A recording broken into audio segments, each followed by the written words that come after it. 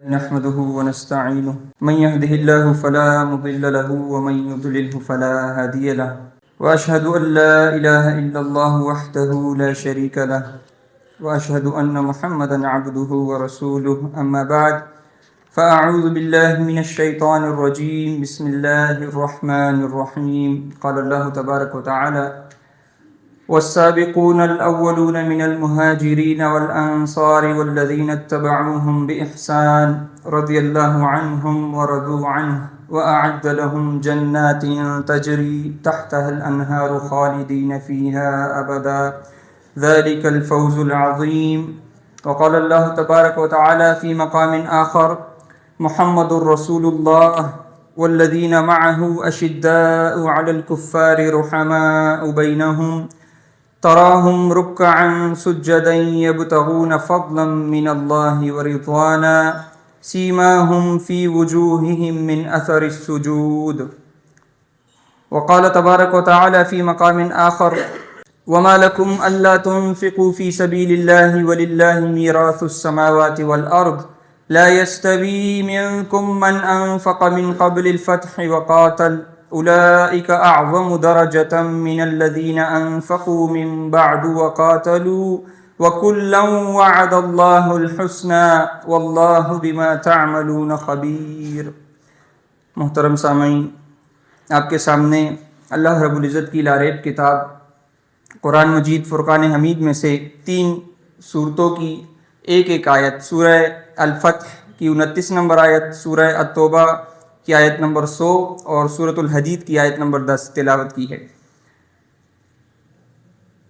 یہ تینوں آیات جو آپ کے سامنے میں نے پڑھی ہے، ان آیات میں اللہ رب العزت نے محمد رسول اللہ، آخری نبی آخری رسول صلی اللہ علیہ وسلم کے صحابہ کرام رضوان اللہ علیہم اجمعین کا ایک طرز عمل بیان کیا ہے، ان کی ایک خصوصیت اور ان کی ایک خاص صفت بیان فرمائی ہے، اور بیان فرمایا کہ سبقت کرنے والے جو مہاجرین اور انصار ہے، ایمان میں، عمل میں، ہجرت میں، جہاد میں، ان تمام چیزوں میں سبقت کرنے والے مہاجرین اور انصار، اور پھر وہ لوگ جنہوں نے احسان کا رویہ اختیار کر کے ان کی پیروی کی، بیان فرمایا رضی اللہ عنہم ورضوا عنہ. اللہ رب العزت نے ان تمام لوگوں کو یہ سرٹیفکیٹ دے دیا قرآن مجید میں، آخری کتاب میں، تا قیامت لوگ اس کو پڑھیں گے کہ اللہ تعالیٰ ان سے راضی، وہ اللہ سے راضی. یہ اللہ تعالیٰ نے ان کے متعلق بیان فرمایا، اور بیان فرمایا ان کے لیے جنات ہیں، جنتیں ہیں، اور وہاں پر جو نعمتیں ہیں اللہ رب العزت نے پھر ان کا ذکر کیا. اسی طرح بیان فرمایا کہ محمد اللہ کے رسول ہے صلی اللہ علیہ وسلم، اور بیان فرمایا کہ والذین معہ، جو لوگ ان کے ساتھ ہیں، یعنی کہ جو ان کے ساتھی ہیں، ان کے صحابہ ہیں، ان کے شاگرد ہیں، ان کے لشکر کے سپاہی ہیں، یہ لوگ کیا کرتے ہیں؟ اشداء علی الکفار، یہ کفار پر بڑے سخت ہیں، اور رحماء بینہم، آپس میں بڑے رحم دل ہے، ایک دوسرے پر رحم کرنے والے، شفقت کرنے والے یہ لوگ ہیں. اور سورۃ الحدید کی آیت میں بیان فرمایا کہ تمہیں کیا ہو گیا کہ تم اللہ کی راہ میں انفاق نہیں کرتے. یاد رکھو کہ زمین اور آسمان کی، آسمانوں اور زمین کی جو میراث ہے یہ تو اللہ تعالیٰ ہی کی ہے، سب کچھ ختم ہو جائے گا، وہی اس کا وارث ہے.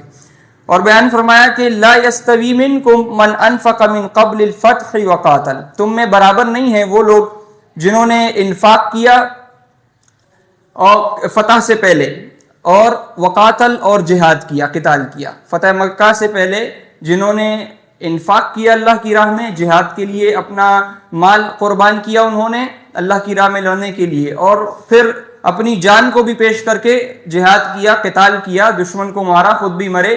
بیان فرمایا وہ لوگ جو فتح کے بعد جنہوں نے انفاق کیا اور قتال کیا، فتح کے بعد وہ ایمان لائے، پھر انہوں نے مال خرچ کیا، اب اسلام غالب آ چکا تھا، تو ظاہر ہے اسلام کے ابتدائی دور میں جب انتہائی سختی کا دور ہوتا ہے، آزمائش کا اور فتنوں کا دور ہوتا ہے، اس وقت میں اپنی جان اور مال قربان کرنے والا، اور پھر جب اسلام غالب آ جائے اور تمام قبائل کے لوگ اس کی طرف لپک رہے ہو، جس طرح بیان فرمایا کہ اذا جاء نصر اللہ والفتح ورأیت الناس يدخلون فی دین اللہ افواجا، پھر تو لوگ فوج در فوج آ رہے ہیں اسلام میں. پھر جب لوگ داخل ہوں گے اسلام میں اور پھر وہ انفاق کریں گے اور قتال کریں گے، تو ان دونوں کا درجہ بیان فرمایا کہ یکساں نہیں ہے. اولئک اعظم درجۃ من الذین انفقوا من بعد وقاتلوا، جنہوں نے پہلے انفاق کیا اور قتال کیا ان کا درجہ وہ بعد والوں سے زیادہ ہے، لیکن وَكُلًّا وَعَدَ اللَّهُ الْحُسْنَى، تمام سے اللہ تعالیٰ کا وعدہ اچھا ہے، ان کے درجات اپنی جگہ، ان کی فضیلتیں اپنی جگہ، لیکن وعدہ اللہ کا سب سے اچھا ہے، یہ اللہ رب العزت نے بیان کیا۔ ان سے بھی اچھا وعدہ ہے جو ابو بکر، عمر اور عثمان، علی رضی اللہ تعالیٰ عنہ مجمعین ہیں، ان سے بھی اچھا وعدہ ہے، اور جو فتح کے بعد آئے، چاہے وہ معاویہ رضی اللہ تعالیٰ عنہ ہو، ابو سفیان رضی اللہ تعالیٰ عنہ ہو، اور جتنے بھی دیگر صحابہ ہو، چاہے وہ اکرمہ رضی اللہ تعالیٰ عنہ کی ابو جہل کے جو بیٹے تھے، انہوں نے جو یرموک کی لڑائی تھی اس میں بڑا اپنی جان کا ایسا نذرانہ پیش کیا کہ دشمن کے لشکر میں اس ایک شخص کی وجہ سے مشورے ہو رہے تھے کہ اس کو کسی طرح میدان سے ہٹاؤ، ابو جہل کا بیٹا اکرمہ رضی اللہ عنہ، ایسا وہ جہاد کر رہے تھے۔ تو اللہ تعالیٰ کا وعدہ ان سے بھی اچھا ہے۔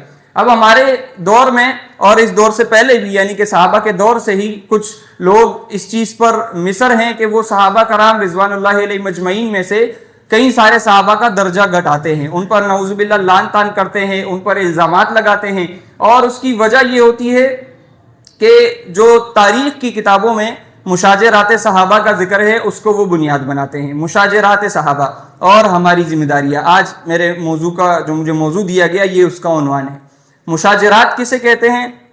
یہ مشاجرتن کی جمع ہے، اور یہ لفظ اس کے مادے سے ایک لفظ قرآن میں بھی استعمال ہوا ہے۔ اللہ رب العزت نے بیان کیا کہ فَلَا وَرَبِّكَ لَا يُؤْمِنُونَ حَتَّى يُحَكِّمُوكَ فِي مَا شَجَرَ بَيْنَهُمْ، کہ تمہارے رب کی قسم یہ لوگ اس وقت تک مومن نہیں ہو سکتے جب تک یہ اپنے جھگڑوں میں، اپنے معاملات میں، اپنی بحث و تکرار میں تمہیں حاکم نہ بنائے۔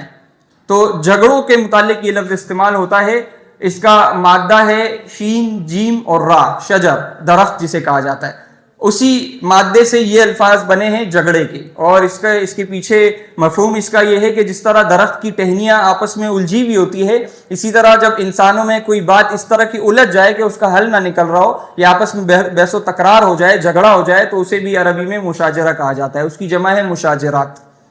جو کتب احادیث میں مختصر ذکر ملتا ہے اور تاریخ کی کتابوں میں ایک مفصل اور تفصیل سے ایک ذکر ملتا ہے کہ صحابہ کرام کے مابین جنگیں ہوئی، جنگ جمل ہوئی، جنگ صفین ہوئی، اور اسی طرح کربلا کا واقعہ ہوا، یہ تمام واقعات آج بیان کیے جاتے ہیں، اور ان کو بنیاد بنا کر ام المؤمنین عائشہ رضی اللہ تعالیٰ عنہ، طلحہ رضی اللہ تعالیٰ عنہ، زبیر رضی اللہ تعالیٰ عنہ، اور اسی طرح معاویہ رضی اللہ تعالیٰ عنہ، ان تمام پر جو ہے ان کو طعن و تشنیع کا نشانہ بنایا جاتا ہے اور لعن طعن کی جاتی ہے، نعوذ باللہ۔ آپ کے سامنے یہ درس بیان کرنے کا صرف اور صرف مقصد یہ ہے کہ ہم ان تاریخی روایات کی حیثیت کو سمجھ لیں کہ یہ تاریخ کی جو روایات پیش کی جاتی ہیں، دیکھیں ہمارا ایمان، ہمارا عمل، ہمارا دین وہ قرآن اور حدیث ہے۔ قرآن اور حدیث میں مکمل اور اکمل دین ہمیں اللہ رب العزت نے ہم تک پہنچا دیا ہے۔ تاریخ کی دین کے اندر ہمیں کوئی ضرورت نہیں پڑ رہی کہ ہم یہ دیکھیں کہ صلاۃ کس طرح پڑھتے ہیں، قرآن میں بھی نہیں مل رہا، احادیث میں بھی نہیں مل رہا، ہم تاریخ میں دیکھ لیتے ہیں، ایسا بالکل بھی نہیں ہے۔ دین مکمل ہے قرآن اور حدیث میں۔ اب یہ تاریخ کا معاملہ کیا ہے کہ لوگ اس کو معاشرے میں پیش کر کے صحابہ پر جو زبان درازی کرتے ہیں، اور اسی طرح جو نئے نئے فتنے آ رہے ہیں، یہ انجینئر محمد علی مرزا کا فتنہ ہے، ایک زندیق آج کل اٹھا ہے اور صحابہ کے متعلق جو ہے اپنی زبان دراز کرتا ہے، مختلف وہ دلائل دیتا ہے۔ تو اکثر ساتھی وہ دلائل ہم ارسال کرتے ہیں ذمہ داران کو کہ جی دیکھیں انجینئر نے تو یہ کہہ دیا، انجینئر نے اس طرح کی بات کہہ دی معاویہ رضی اللہ تعالیٰ عنہ کے متعلق، تو آپ کے پاس اس کا کیا جواب ہے؟ تو سب سے پہلے بات تو یہ ہے کہ ہمارے پاس جواب یہ قرآن ہے۔ اللہ رب العزت نے قرآن میں صحابہ کا جو درجہ بتایا ہے، دیکھیں کہتے ہیں کہ یہ اہل تشیع وغیرہ یا مختلف لوگ واعظین جب درس کے اپنے وجد میں آتے ہیں نا تو پھر یہ کچھ بھی کہہ دیتے ہیں، کہتے ہیں معاویہ رضی اللہ تعالیٰ عنہ، علی رضی اللہ تعالیٰ عنہ کو گالیاں دیتے تھے، نعوذ باللہ، یہ الفاظ بھی آپ کو سننے کو ملتے ہیں، اور دیگر صحابہ کے بارے میں بھی۔ تو آپ دیکھیں قرآن کیا کہتا ہے، قرآن ہمیں صحابہ کا کیا اخلاق بتاتا ہے۔ قرآن تو بتاتا ہے اشداء علی الکفار رحماء بینہم، کہ یہ کفار پر سخت ہیں، آپس میں رحم دل ہیں۔ اب اگر کسی صحابی کے متعلق ہم یہ گمان کریں کہ نہیں وہ ایمان والوں پر سخت تھا، اور پھر آپ کو اسی تاریخ کی کتابوں میں، جس کا مختصر ذکر ابھی میں کروں گا، یہ بھی ملے گا کہ معاویہ رضی اللہ تعالیٰ عنہ، یہ عمرو بن عاص اور علی رضی اللہ تعالیٰ عنہ یہ باغیوں کے لیے دل میں نرم گوشہ رکھتے تھے، آپ کو یہ بھی ذکر ملے گا۔ یعنی کہ بالکل یہ جو آیت بیان کی ہے اس سے ایک الگ جو ہے رخ آپ کو نظر آ رہا ہوگا. تو ہم کیا فیصلہ کریں ایسی صورت میں؟ ایسی صورت میں ہم فیصلہ یہ کریں گے کہ جو اللہ کی کتاب بتاتی ہے ہم اس کو مانیں گے. اللہ کی کتاب نے بتایا صحابہ آپس میں رحم دل ہے، کفار پر سخت ہے، لہذا ہمارا یہ ایمان ہے کہ صحابہ ایک دوسرے کے لیے دل میں بغض کینہ یہ نہیں رکھتے تھے، ایک دوسرے کو گالیاں نہیں دیتے تھے، نعوذ باللہ. یہ ہمارا ایمان ہے. یہ تو ایک مومن کا ایمان ہے ہی. لیکن اب وہ جو روایات پیش کی جاتی ہے ان کا کیا کیا جائے؟ ان لوگوں کو یعنی کہ یہ بات یاد رکھیے گا بھائیو کہ اگر ہماری کسی شخص سے بات ہوتی ہے، چاہے وہ کسی بھی مسلک سے ہو، ہم دعوت کی غرض سے مختلف لوگوں سے ہمارا واسطہ پڑتا ہے، ان سے ہم بات کرتے ہیں، تو کبھی بھی ہم تاریخ کے موضوع پر کسی سے بات کرتے ہیں نہیں کرتے. ہمارا موضوع کیا ہوتا ہے؟ ایمان سب سے پہلے. ایک شخص کا میں اکثر یہ جملہ دہراتا ہوں کہ ایک شخص ہے اور وہ ایک بڑے فرقے سے تعلق رکھتا ہے جو صحابہ پر طعن و تشنیع کرتے ہیں. وہ یزید جو ایک 7ویں خلیفہ تھے مسلمانوں کے، اس کو متعلق زبان درازی کرتا ہے. آپ اس کو بڑی احادیث سنائیں اور وہ اس چیز سے باز آ جائے، وہ یزید کے متعلق زبان درازی نہ کرے، لیکن وہ پھر بھی یا علی مدد کہتا ہو، وہ پھر بھی یا رسول مدد کہتا ہو. یاد رکھیں 0% فائدہ کیا ہے آپ نے، 0%. کوئی بھی فائدہ نہیں ہے آپ کی اس محنت کا. آپ محنت کریں، سب سے پہلے لوگوں کو اللہ کی بندگی کی طرف لائیں، بندوں کی بندگی سے ان کو نکالیں، غیر اللہ کی بندگی سے ان کو نکالیں. ہمارا موضوع یہ ہونا چاہیے. محرم کا مہینہ آتا ہے اور کربلا پر ہمارے ساتھی مناظرے کرنے لگ جاتے ہیں لوگوں سے. ہمارا یہ موضوع ہی نہیں ہے. دین تو مکمل کربلا سے کئی 20 سال پہلے ہو گیا تھا. ہمارا موضوع قرآن اور حدیث اور ایمان کی دعوت اور پھر اعمال صالحہ کی دعوت، یہ ہمارا مقصد ہونا چاہیے. بہرحال سمجھنے کی غرض سے یہ بیان کیا جا رہا ہے آج تاریخ کا ایک باب.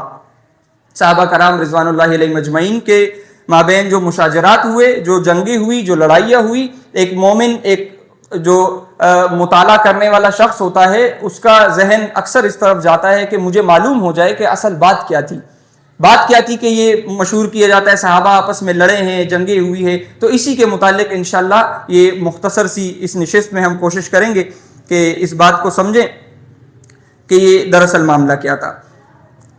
اور اصول وہی ہوگا سمجھنے کا. سب سے پہلے اور سب سے مضبوط اور سب سے محفوظ بات وہ اللہ کی کتاب ہے، اور اس کے بعد احادیث رسول صلی اللہ علیہ وسلم ہے جو وحی الہی کی ہی ایک قسم ہے، وحی الہی کی قسم ہے. اس کے علاوہ جو تاریخی روایات ہے ان کی حیثیت قرآن اور حدیث کے برابر نہیں ہے. یہ اصول سمجھ لیں.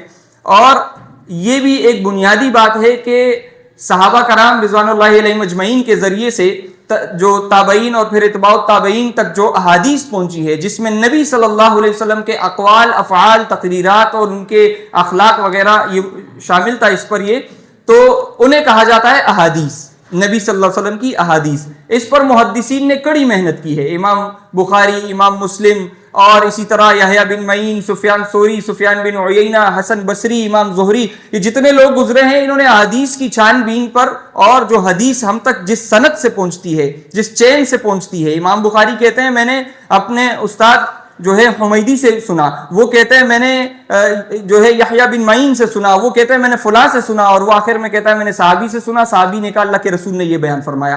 یہ پوری ایک سند ہوتی ہے جو حدیث کے متن تک جاتی ہے. اس پر بڑی زبردست محنت کی ہے محدثین نے، اور چھان بین کر کے ہمیں اچھا خاصا مواد انہوں نے دے دیا ہے. اس میں اتنی زیادہ محنت کرنے کی ضرورت نہیں پڑتی. لیکن جو تاریخی روایات تھی ان پر محدثین نے اتنی محنت نہیں کی. اس کی وجہ یہ تھی کہ محدثین کا اصل مقصد جو تھا وہ یہ تھا کہ ہم دین کو محفوظ کریں. جو نبی صلی اللہ علیہ وسلم کی احادیث ہے یہ دین ہے، وہ دین اسلام کا دوسرا ماخذ ہے. پہلا قرآن، دوسرے نبی صلی اللہ علیہ وسلم کی سنت، احادیث. تو ان کی ساری توجہ اس طرف تھی. اور اس کی ایک بڑی وجہ یہ بھی تھی کہ نبی صلی اللہ علیہ وسلم نے بیان فرمایا، ایک متواتر درجے کی حدیث ہے کہ من کذب علی متعمدا فلیتبوأ مقعدہ من النار، کہ جس نے مجھ پر جان بوجھ کر جھوٹ باندھا تو وہ اپنا ٹھکانہ جہنم میں بنا لے. اب اس وعید کے پیش نظر تمام محدثین کا اولین ان کا جو مقصد تھا وہ یہ تھا کہ ہم احادیث کی چھان بین پر زیادہ توجہ دیں. کہیں ایسا نہ ہو کہ کوئی حدیث ہم ایسی بیان کر لیں اور ہم کہیں اللہ کے نبی نے بیان فرمایا اور وہ اللہ کے نبی کی حدیث نہ ہوئی تو ہمارے لیے بڑی زبردست وعید، بڑی خطرناک وعید پھر بیان کی ہے اللہ کے نبی صلی اللہ علیہ وسلم نے. تو اس سے بچنے کے لیے بڑی محنت کی گئی احادیث پر. لیکن تاریخ پر نہ اتنی محنت ہوئی اور نہ محدثین نے وہاں پر اتنی زیادہ توجہ دی. لیکن بعد کے لوگوں نے، جب بعد میں لوگ آئے اور انہوں نے تاریخ کا مطالعہ کیا تو اس کے پھر اصول بنائے اور اس کے جو راوی ہیں ان کی چھان بین کر کے ہمارے سامنے ان کے حالات بیان کیے. کتب تواریخ جو ہیں اس میں سر فہرست ایک شخص ہے، اس کا نام ہے محمد بن عمر الوقدی. یہ ایک شخص ہے، انہوں نے کتاب لکھی، معذرت، اس کا نام تھا ابو مخنف لوط بن یحییٰ. اس نے کتاب لکھی مقتل حسین، اور اس میں واقعہ کربلا اور اس سے قبل جتنی یہ جنگیں ہوئی اس کی بڑی لمبی چوڑی تفصیل لکھی. اس کے بعد آئے تاریخ تبری لکھنے والے امام تبری، انہوں نے اسی کتاب سے زیادہ مواد حاصل کر کے اپنی تاریخ تبری میں شامل کیا، اور کچھ اور راوی ہیں جن کے میں بھی نام لوں گا، آپ لوگوں نے ان ناموں کو یاد بھی کرنا ہے، 5 نام ہیں صرف، زیادہ نہیں ہے. ان راویوں سے روایات لے کر اپنی کتاب اس سے بھر دی امام تبری نے. یہ نام یاد رکھیے گا، جس کے متعلق خود بھی یہ آتا ہے کہ وہ ان کے اندر بھی شیعت پائی جاتی تھی. تبری کے بعد جتنے بھی مورخین آئے تاریخ کی کتابیں لکھنے والے، ان سب کی کتابوں کا ماخذ وہ تاریخ تبری تھا. تاریخ الامم والملوک اس طرح کر کے اس کا کچھ نام ہے، تاریخ تبری کے نام سے یہ مشہور ہے. ان سب کا ماخذ پر یہی تھا، چاہے وہ ابن کثیر کی کتاب ہو، چاہے وہ ابن اسیر کی کتاب ہو، یا آج تک لکھی جانے والی کتابیں ان مسلک پرستوں کی، یا چاہے وہ مودودی صاحب کی کتاب خلافت و ملوکیت ہی کیوں نہ ہو. خلافت و ملوکیت میں بھی انہوں نے وہی روایات لے کر عثمان رضی اللہ تعالیٰ عنہ پر نعوذ باللہ الزامات کو سچ ثابت کیا ہے. تو یہ جو آج آپ کے سامنے روایات پیش کروں گا زیادہ تر تبری کی روایات ہوگی، تبری کی اور بلازری کی. ان روایات میں 2 قسم کی روایات ہے، ایک ان کا مثبت گروپ ہے ان روایات کا، اور ایک منفی گروپ ہے. کہیں پر آپ کو مثبت گروپ نظر آئے گا، میں اس کی آپ کو چند ایک مثالیں دیتا ہوں. مثال کے طور پر محمد بن حنفیہ رحمۃ اللہ علیہ، جو کہ علی رضی اللہ تعالیٰ عنہ کے بیٹے تھے، بیان کرتے ہیں کہ میں نے اپنے والد یعنی علی رضی اللہ تعالیٰ عنہ سے دریافت کیا کہ رسول اللہ صلی اللہ علیہ وسلم کے بعد سب سے بہتر کون ہے؟ انہوں نے فرمایا ابو بکر. کیا فرمایا؟ ابو بکر. ان کے بعد کہتے ہیں میں نے عرض کیا، ان کے بعد فرمایا عمر. محمد بن حنفیہ کہتے ہیں مجھے یہ خدشہ گزرا کہ ابھی میں پوچھوں گا تو عثمان کا نام لیں گے رضی اللہ عنہ، تو میں نے پوچھا، میں نے عرض کیا کہ ان کے بعد آپ ہوں گے شاید.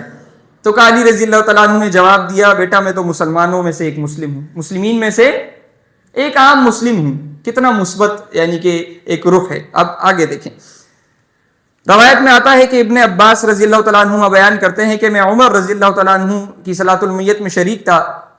بعد میں جب جنازہ پڑا ہوا تھا اور وہاں رش لگا ہوا تھا تو ایک شخص نے، میں کھڑا تھا اور ایک شخص نے پیچھے سے میرے شانہ پکڑ لیا، یہاں پر ہاتھ رکھ لیا پیچھے سے. کیا جب میں نے دیکھا تو وہ علی رضی اللہ تعالیٰ عنہ تھے، اور انہوں نے عمر رضی اللہ تعالیٰ عنہ کے لیے دعائے مغفرت کے الفاظ کہے اور کہا، اے عمر، آپ نے اپنے بعد کوئی ایسا شخص نہیں چھوڑا جو عمل کے اعتبار سے مجھے آپ کی طرح پسند ہو. اللہ گواہ ہے، میرا خیال ہے کہ اللہ آپ کو آپ کے دونوں ساتھیوں رسول اللہ صلی اللہ علیہ وسلم اور ابو بکر رضی اللہ عنہ کے ساتھ رکھے گا. یہ علی رضی اللہ تعالیٰ عنہ کے کلمات عمر ابن خطاب رضی اللہ تعالیٰ عنہ کے لیے تھے. اسی طرح عمر ابن خطاب رضی اللہ تعالیٰ عنہ نے جب ایران کی جنگ قادسیہ جسے کہتے ہیں، بذات خود جانے کے متعلق مشورہ طلب کیا. جب عمر رضی اللہ تعالیٰ عنہ کو معلوم ہوا کہ ایران کی طرف سے کسریٰ نے اپنا آخری اور سب سے مضبوط جو ان کا سپہ سالار تھا رستم، اس کو بیچ دیا ہے اور وہ ابھی جنگ کو کمانڈ کرے گا، تو عمر رضی اللہ تعالیٰ عنہ نے کہا کہ میں خود جاؤں گا اس کے خلاف کمانڈ کرنے مسلمین کے لشکر کو.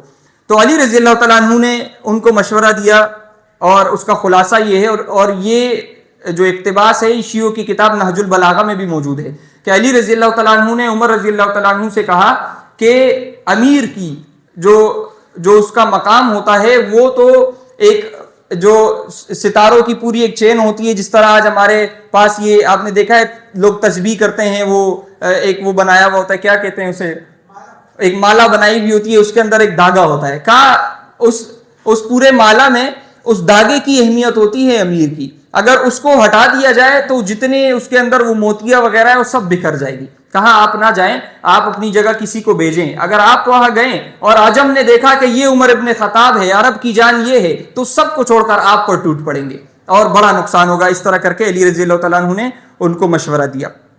اسی طرح کچھ اور روایات ہے. معاویہ رضی اللہ تعالیٰ عنہ کے متعلق آتا ہے کہ ان پر ایک باغی نے حملہ کیا شام میں، اور معاویہ رضی اللہ تعالیٰ عنہ کچھ زخمی ہوئے لیکن اس باغی پر قابو پا لیا. اس کا ذکر آگے بھی آئے گا انشاءاللہ. تو اس باغی نے کہا کہ آپ مجھے چھوڑیں, میں آپ کو ایک اچھی خبر سناتا ہوں. معاویہ رضی اللہ تعالیٰ عنہ کا بتاؤ کیا؟ تو اس نے کہا کہ میرے بھائی نے علی کو قتل کر دیا ہوگا, نعوذ باللہ. معاویہ رضی اللہ تعالیٰ عنہ نے جواب دیا کہ کاش تیرے بھائی کو علی پر تسلط حاصل نہ ہوا ہو.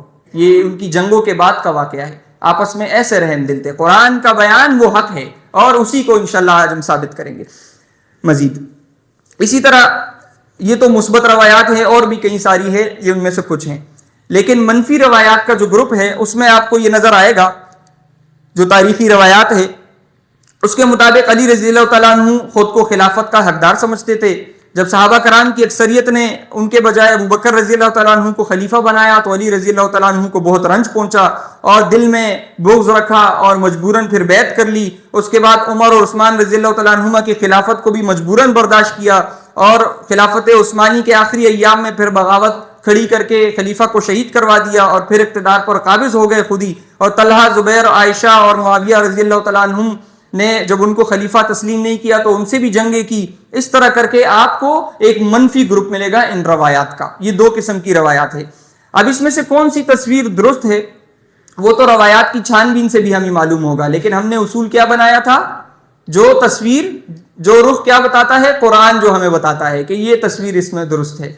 اور یعنی کہ صحابہ جن کے ذریعے سے یہ دین ہم تک پہنچا ہے, دین ہمیں کن اخلاق کی تعلیمات دیتا ہے, وہ اخلاق ہمیں ان تاریخی روایات میں ملے گا تو ہم مانیں گے کہ یہ صحیح روایت ہے, ورنہ وہ ضعیف, وہ روایت ضعیف. اور اس کے اندر راوی کتنے ہیں. اچھا, یہ جو میں آپ کو اصول بتا رہا ہوں, آپ کو ایک اور زبردست بات بتاتا ہوں کہ جنگ جمل, جنگ صفین اور واقعہ کربلا, ان کے متعلق جتنی بھی تفصیلاً روایات ہے, میں نے کیا الفاظ استعمال کیے, جتنی بھی تفصیلاً روایات کتب احادیث میں آئی ہے, سب کے سب ایسے شیعوں سے مروی ہیں جن کے متعلق محدثین نے کہا یہ دل جلے شیعہ ہے, یہ کذاب ہے, یہ جھوٹا ہے, یہ صحابہ کو گالیاں دیتا تھا, یہ بنو امیہ کے خلاف بغض رکھتا تھا, اس طرح کے راوی ہے.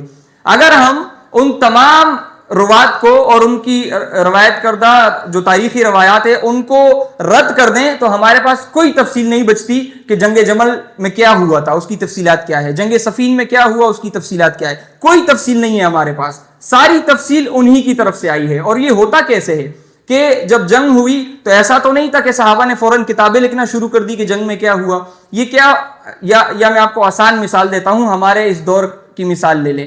کسی مشہور سیاستدان کو قتل کیا جاتا ہے تو اس کے 20, 30, 40, 50 برس بعد اس پر باقاعدہ جو ہے کتابیں شروع ہو جاتی ہے اور بتایا جاتا ہے اس کو کس نے قتل کیا. مختلف جو تجزیہ نگار ہے, صحافی ہیں, وہ اپنی اپنی رائے دینے لگتے ہیں اور ظاہر ہے کوئی عینی شاہد تو موجود نہیں ہوتا, تو بس اٹکل اور گمان پر وہ مختلف چیزیں پھیلاتے ہیں. آج تک اس جدید دور میں یہ معلوم نہیں ہو سکا کہ فلاں سیاستدان یا فلانا سیاستدانہ اس کو کس نے مارا, کوئی ان کے پاس کوئی دلیل نہیں ہوتی, بس صرف جو ہے گمان پہ کام چل رہا ہوتا ہے. یہی معاملہ ہوا ان تاریخ کے متعلق کہ ان جنگوں کے 100 سال بعد جا کر لوگوں نے کتابیں لکھی اور اس کتابوں میں جو جو ان تک پہنچا تھا وہ انہوں نے لکھ دیا. اب وہ کس کے ذریعے پہنچا, وہ کس طرح کے لوگ تھے. دیکھیں, ہم تک کوئی اگر مثال کے طور پر 2 ملکوں میں لڑائی ہوتی ہے اور ایک شخص جا کر کسی ایک ملک کے فوجی سے پوچھتا ہے کہ آپ بتائیں, انڈیا کے فوجی سے پوچھتا ہے کہ پاکستان کے متعلق آپ کا کیا خیال ہے, تو وہ کہے گا پاکستان والے بڑے ظالم ہیں, انہوں نے ظلم کیا, انہوں نے حملہ کیا تھا, ہمارے فلاں صاحب کے ساتھ یہ ہو گیا اور وہ ہو گیا اور بچہ مر گیا اور عورت مر گئی, بوڑھا, یہ سارے وہ رونا دھونا شروع کر دیں گے ان کو گندہ ثابت کرنے کے لیے. اب اسی طرح جب یہ اخباری آئے, جنہیں اخباری کہا جاتا ہے, اور انہوں نے تاریخ لکھنا شروع کی تو یہ گئے باغیوں کے پاس, جی آپ کے ساتھ کیا ہوا, تو وہ شروع ہو گئے کہ عثمان نے یہ کیا تھا اور معاویہ نے یہ کیا تھا رضی اللہ عنہم اجمعین. انہی سے یہ روایات آتی ہے. ان میں 5 مشہور راوی ہیں جن کے آپ کو میں نام بتا رہا ہوں, اور دوبارہ سے یہ جملہ دہراتا ہوں کہ جتنی بھی منفی روایات آتی ہے صحابہ کرام کے متعلق, منفی روایات جس میں ان کے کردار پر سوال اٹھتا ہو, وہ ساری کی ساری ان 5 راویوں سے مروی ہے. ان 5 میں سے ایک نہ ایک راوی ان روایات کے اندر موجود ہوگا. لہٰذا جب بھی آپ کے سامنے کوئی تاریخی روایت پیش کریں, آپ ان سے کہیں سند لاؤ اس کی, یہ کس کتاب کی ہے اور اس کی مکمل سند مجھے دکھاؤ, اور آپ خود اس کی سند میں دیکھیں ان 5 راویوں میں ایک نہ ایک موجود ہوگا. نہیں ہوگا تو پھر وہ ذمہ داران کو ارسال کر دیجیے گا, اس کی تحقیق کر کے آپ کو بتا دیا جائے گا انشاءاللہ. اس میں سر فہرست ہے محمد بن عمر الواقدی. محمد بن عمر الواقدی کے متعلق محدثین نے جرح کی ہے اور اس کے متعلق احمد بن حنبل کہتے ہیں یہ کذاب تھا. یحییٰ بن معین ان کو ثقہ نہیں سمجھتے تھے اور کہتے تھے اس کی روایت کو نہ لکھو. امام بخاری اور امام ابو حاتم رازی نے ان کو متروک قرار دیا، کہا یہ جھوٹا تھا. اور ابن المدینی، امام نسائی اور ابو حاتم کہتا تھا کہ یہ وضاع الحدیث ہے، حدیث سے گڑتا ہے، خود سے باتیں بناتا ہے. امام دارقطنی کہتے ہیں کہ اس میں ضعف پایا جاتا ہے. اور ابن المدینی کہتے ہیں کہ یہ صاحب 30,000 ایسی روایات بیان کرتے ہیں جو بالکل اجنبی تھی. کتنی؟ 30,000. یہ وہی 30,000 روایات ہے جو آج یہ محرم کے موقع پر جو ہے چیخ کر بیان کر رہے ہوتے ہیں. ہمارے امیر صاحب اکثر ایک بات کہتے ہیں کہ محرم کے دنوں میں نعوذ باللہ ایسا محسوس ہوتا ہے کہ گویا ان کو واٹس اپ آ گیا کہ کربلا میں تو یہ بھی ہوا تھا، کربلا میں اس طرح کا بھی معاملہ ہوا تھا. ہر سال نئی نئی باتیں آتی ہیں، وہ انہی کی روایات نکال کر یہ پیش کرتے ہیں، ان کذاب راویوں کی. اسی طرح خطیب بغدادی نے اس کے متعلق لکھا کہ اس نے جنگ احد کے واقعے کو، کون سے واقعے کو؟ جنگ احد کے واقعے کو 20 جلدوں پر مشتمل ایک کتاب لکھی. اس نے محمد بن عمر الواقدی نے 20 جلدوں پر مشتمل. اور جنگ احد تھی کتنی؟ دن کے ایک چھوٹے سے حصے میں وہ جنگ لڑی گئی اور پھر ختم ہو گئی. جنگ احد پر اس نے 20 جلدوں پر مشتمل کتاب لکھی. آپ سوچیں کتنا بڑا یہ قصہ گو تھا، کہانیاں بناتا تھا، لمبی لمبی کہانیاں. یہ ایک راوی تھا محمد بن عمر الواقدی. دوسرا ہے ابو مخنف لوط بن یحییٰ. یہ وہ راوی ہے کہ جنگ جمل، صفین، واقعہ تحکیم، کربلا، واقعہ ہرہ، اس کے متعلق اکثر روایات تاریخ طبری میں انہی سے مروی ہے. دارقطنی نے ان کو ضعیف کہا. ابن معین کہتے ہیں، یہ سارے محدثین ہیں جرح تعدیل کے جن کے میں نام لے رہا ہوں آپ کے سامنے، وہ کہتے ہیں اس کی کوئی حیثیت نہیں ہے. ابن عدی اس کو غالی اور دلجل شیعہ کہا کرتے تھے.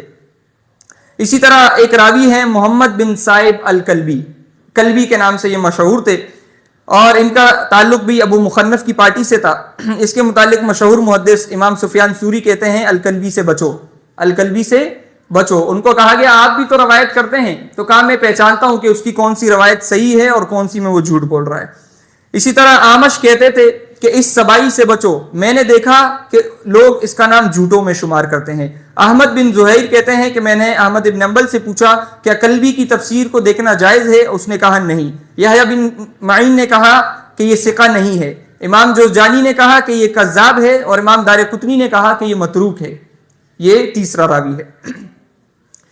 اسی طرح ہشام بن محمد بن صائب الکلبی، اسی الکلبی کا یہ بیٹا تھا اور اپنے والد سے ہی روایات کر کے اس کو آگے پھیلاتا تھا. اس کا بھی یہی درجہ ہے جو اس کے والد کا ہے، سخت کذاب اور جھوٹا راوی ہے. اور ان میں آخری ہے سیف بن عمر التیمی. یحییٰ بن معین اس کے متعلق کہتے ہیں یہ ضعیف ہے. امام ابو داؤد کہتے ہیں، جن کی سنن نبی داؤد ہم پڑھتے ہیں، وہ کہتے ہیں اس کی روایات کی کوئی حقیقت نہیں ہے. امام ابو حاتم نے اس کو متروک کہا اور ابن عدی نے کہا کہ اس کی روایات منکر ہوتی ہے اور ابن حبان نے کہا یہ زندیق ہے. زندیق کسے کہتے ہیں؟ جس کا کوئی دین ایمان نہیں ہوتا، بس اسلام کی باتیں کر رہا ہوتا ہے اسلام کو بدنام کرنے کے لیے، اس کو زندیق کہا جاتا ہے. مختصر سی بات کر رہا ہوں. تو یہ 5 راوی ہے. آپ کو نام یاد ہو گئے؟ محمد بن عمر الواقدی، سیف بن عمر التیمی، ابو مخنف لوط بن یحییٰ، ہشام بن محمد بن صائب الکلبی اور محمد بن صائب الکلبی. یہ 5 راوی ہے. جتنی منفی روایات صحابہ کے متعلق آتی ہے انہی سے مروی ہے اور ان کا جو مرتبہ ہے وہ میں نے آپ کے سامنے اسی لیے بیان کیا کہ آپ سمجھ جائے کس طرح کے لوگ تھے. سارے شیعہ، جھوٹے، متروک اور حدیثیں گھڑنے والے لوگ تھے. ان سے یہ روایات جو ہے تاریخ کی کتب میں آئی ہیں اور وہ پھیلا کر آج صحابہ پر جو ہے نعوذ باللہ طعن و تشنیع کی جاتی ہے. بہرحال ان لوگوں نے جو یہ روایات بیان کی صحابہ کو بدنام کرنے کے لیے، اس کی وجوہات کیا تھی؟ اس کا پہلا سبب تو سیاسی سبب تھا. اپنی سیاست کو چمکانے کے لیے جو انہوں نے بغاوت کھڑی کی، اور جب کوئی اس طرح کا نئی بغاوت کھڑی ہوتی ہے تو ان لوگوں کو پھر سپورٹ چاہیے ہوتی ہے لوگوں کی، اور اس سپورٹ کے لیے ان کو ثابت کرنا پڑتا ہے کہ ہم تو بڑے مظلوم ہیں اور جن کے خلاف ہم کڑے ہیں یہ بڑے ظالم ہیں. اور اس مقصد کے لیے ان کو چاہیے ہوتا ہے کوئی شہید، ان کو کوئی شہید چاہیے ہوتا ہے کہ اس کا نام ہم اچھا خاصا پھر کیش کریں. یہاں ہم اپنے دور میں بھی دیکھتے ہیں کہ کسی سیاسی پارٹی کا کوئی شخص مر جائے تو شہید جمہوریت کا نام دے کر اگلے 20 سالوں تک اس پر سیاست کی جاتی ہے. لاش پر سیاست کرنا، یہ لفظ تو آج کل کے دنوں میں آپ نے بہت سن لیا ہوگا کچھ سانحوں کے بعد. لاش پر سیاست یہ عام ہے اور آج سے نہیں ہے، بڑے عرصے سے کی جا رہی ہے. تو اس شہید پر پھر سیاست کی جاتی ہے اور اس کی شہادت کا الزام صحابہ پر لگا کر ان کو بدنام کیا جاتا ہے کہ لوگ ان سے ٹوٹ کر ہماری پارٹی میں آ کر شامل ہو جائیں. یہ تاریخی سبب پہلا ہے. دوسرا بڑا سبب ہے مذہبی. چونکہ یہ جو باغی گروہ اٹھا تھا اور انہوں نے اختلاف کیا تھا کسی بات پر خلیفہ سے, تو ان کا جو بانی تھا وہ تھا یہودی, یمنی یہودی عبداللہ ابن سبا. یہ ایک یہودی عالم تھا عبداللہ ابن سبا. آج بڑے لوگ اس کا انکار کرتے ہیں کہ یہ کوئی شخص گزرا ہی نہیں ہے, ایک خیالی نام ہے. لیکن آپ کو معلوم ہو کہ یہاں تک کہ جو صحابہ پر طعن و تشنیع کرتے ہیں ان لوگوں نے بھی اپنی کتابوں میں عبداللہ ابن سبا کا ذکر کیا ہے. متقدمین جو مورخین ہیں انہوں نے بھی اپنی کتاب میں اس شخص کا ذکر کیا ہے کہ واقعی ایک شخص تھا اور یہ جتنی بغاوت برپا ہوئی اس کا سرغنہ یہ عبداللہ ابن سبا تھا. عبداللہ ابن سبا جس کا لقب تھا ابن سودا.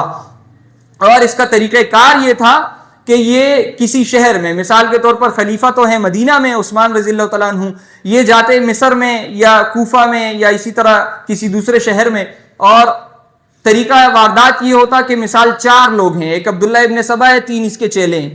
یہ 4 لوگ شہر کے باہر سے مشورہ کرتے ہیں کہ آج میں داخل ہوں گا, 2 دن بعد تم نے داخل ہونا ہے, 4 دن بعد تم نے داخل ہونا ہے. ایک شخص شہر میں جاتا, شہر کے لوگ پوچھتے, مصر کے لوگ پوچھتے ہیں کہ کیسے آئے, کہاں مدینہ سے آ رہا ہوں. اچھا کس طرح تھے مدینہ کے لوگ, اوہو شکر کرو بھائی آپ تو بڑے اچھے حال میں ہیں, مدینہ میں تو وہاں پر ظلم ہو رہا ہے, عثمان رضی اللہ تعالیٰ عنہ اپنوں کو نواز رہے ہیں, وہ تو ان کے ٹھاٹ باٹ ہی ختم نہیں ہو رہے نعوذ باللہ, وہ تو یہ کھاتے ہیں اور وہ پھینکتے ہیں, اور یہ ذکر کر کے لوگوں کو بدظن کیا. لوگوں نے کہا چلیں اس کی بدگمانی ہوگی کسی اور سے پوچھ لیں گے, ٹیلی فون تو تھا نہیں, واٹس ایپ تھا نہیں کہ پوچھ لیتے.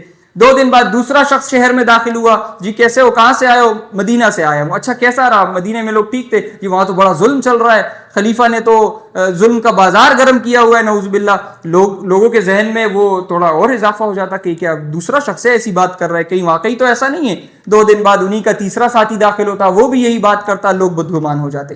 مصر میں سب سے زیادہ باغی نکلے تھے مصر سے, اور اس نے شروعات بھی وہیں سے کی. اس کے بعد یہ کوفہ میں گیا, یہ مختلف شہروں میں جا کر یہی حرکتیں کرتا, اور مختلف شہروں میں چھوٹی چھوٹی بغاوتیں, کچھ لوگ 2-4 لوگ 6-7 لوگ اٹھ کر خلیفہ کے خلاف باتیں کرتے, اور وہاں کے جو گورنر تھے ان سے توڑی جو ہے بحث و تکرار کر رہے ہوتے تھے. یہ بات شروع ہو گئی تھی, جو عثمان رضی اللہ تعالیٰ عنہ کی خلافت درمیان میں پہنچی تو یہ معاملہ شروع ہو گیا تھا اچھا خاصا. شام میں جب یہ شخص پہنچا عبداللہ ابن سبا, یہ یہودی, تو معاویہ رضی اللہ تعالیٰ عنہ وہاں کے گورنر تھے, اور ان کی انٹیلیجنس اتنی مضبوط تھی. آپ دیکھیں گے کہ تاریخ میں اور احادیث کی کتابوں میں بھی بنو امیہ کی ایڈمنسٹریشن بڑی مشہور ہے کہ ایڈمن کے معاملے میں بڑے تیز تھے بنو امیہ. وہاں کی انٹیلیجنس نے اس کی خبر دے دی معاویہ رضی اللہ تعالیٰ عنہ کو کہ یہ شخص آیا ہوا ہے اور اسی طرح کی باتیں کر رہا ہے جس طرح کی مصر اور کوفہ میں شروع ہو گئی ہے. معاویہ رضی اللہ تعالیٰ نے کہا پکڑو اس کو, یہ وہاں سے فرار ہو گیا. شام سے ایک بھی باغی نہیں آیا تھا عثمان رضی اللہ تعالیٰ عنہ کے خلاف جو انہوں نے یہ احتجاج کیا تھا, ایک بھی نہیں تھا. آپ یہاں سے سوچیں کہ یہودیوں کا کتنا بڑا دشمن رہا ہوگا معاویہ رضی اللہ تعالیٰ عنہ, اور آج وہی ہو رہا ہے, سب سے زیادہ انہی کو بدنام کیا جاتا ہے. یہ وجہ ہے. اور پھر انہوں نے عبداللہ ابن سبا نے نام کس کا استعمال کیا, یہ بھی بڑی ایک دلچسپ بات ہے. انہوں نے نام استعمال کیا علی رضی اللہ تعالیٰ عنہ کا. سوال پیدا ہوتا ہے کیوں علی کا ہی, کیوں کسی اور کا کیوں نہیں؟ یعنی کہ جو معاملہ انہوں نے علی رضی اللہ تعالیٰ عنہ کے ساتھ کیا, یہ کسی اور صحابی کا نام بھی تو استعمال کر سکتے تھے. اس کی وجہ یہ تھی انہوں نے بدلہ لینا تھا علی رضی اللہ تعالیٰ عنہ سے. کون سا بدلہ, کوئی بھائی بتائے گا؟ علی رضی اللہ تعالیٰ عنہ کے ہاتھوں یہودیوں کا کون سا بڑا نقصان ہوا تھا؟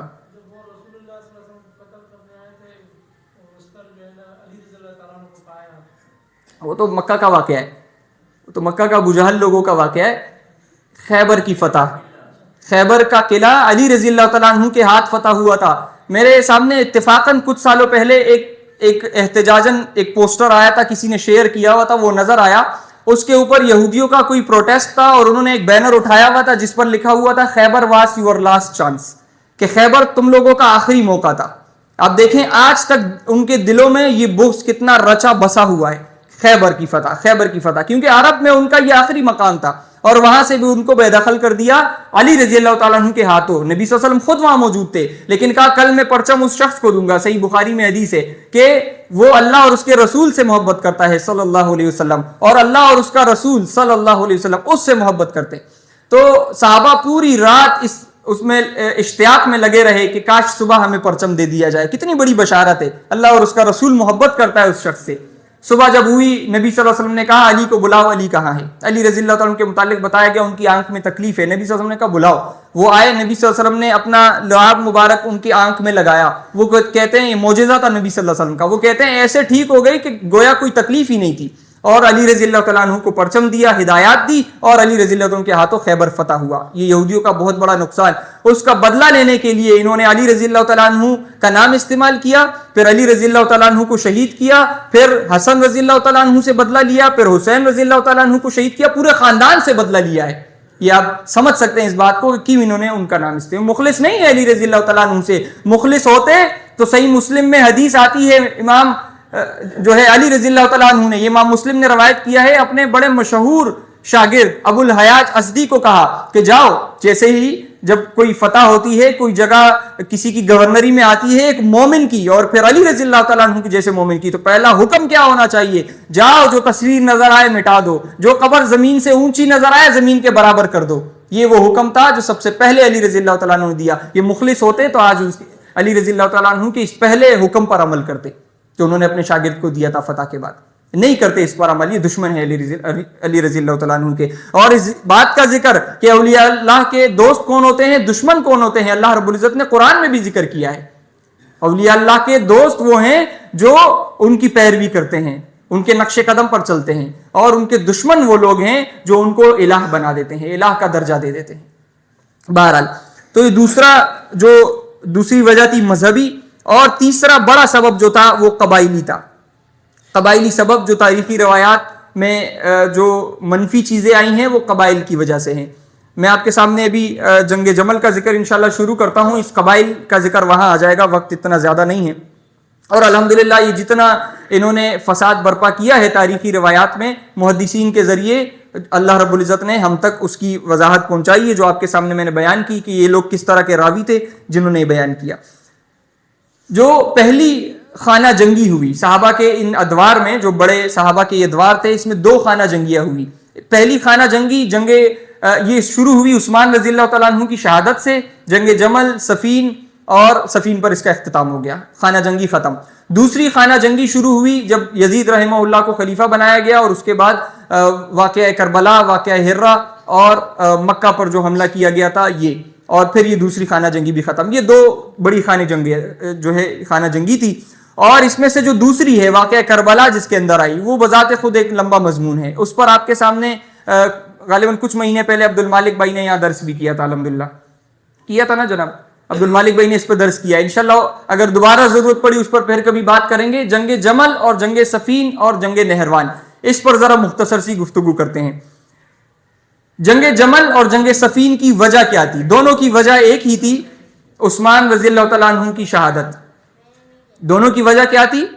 عثمان رضی اللہ تعالیٰ عنہ کی شہادت۔ جنگ اس بات پر ہوئی، مرکزی جملہ یہ تھا کہ آپ عثمان رضی اللہ تعالیٰ عنہ کا قصاص لے، ہم آپ کی بیعت کریں گے، اس پر یہ معاملہ ہوا۔ اب یہ دیکھنا ضروری ہے کہ عثمان رضی اللہ تعالیٰ عنہ کے ساتھ معاملہ کیا ہوا، یہ کس طرح تھا۔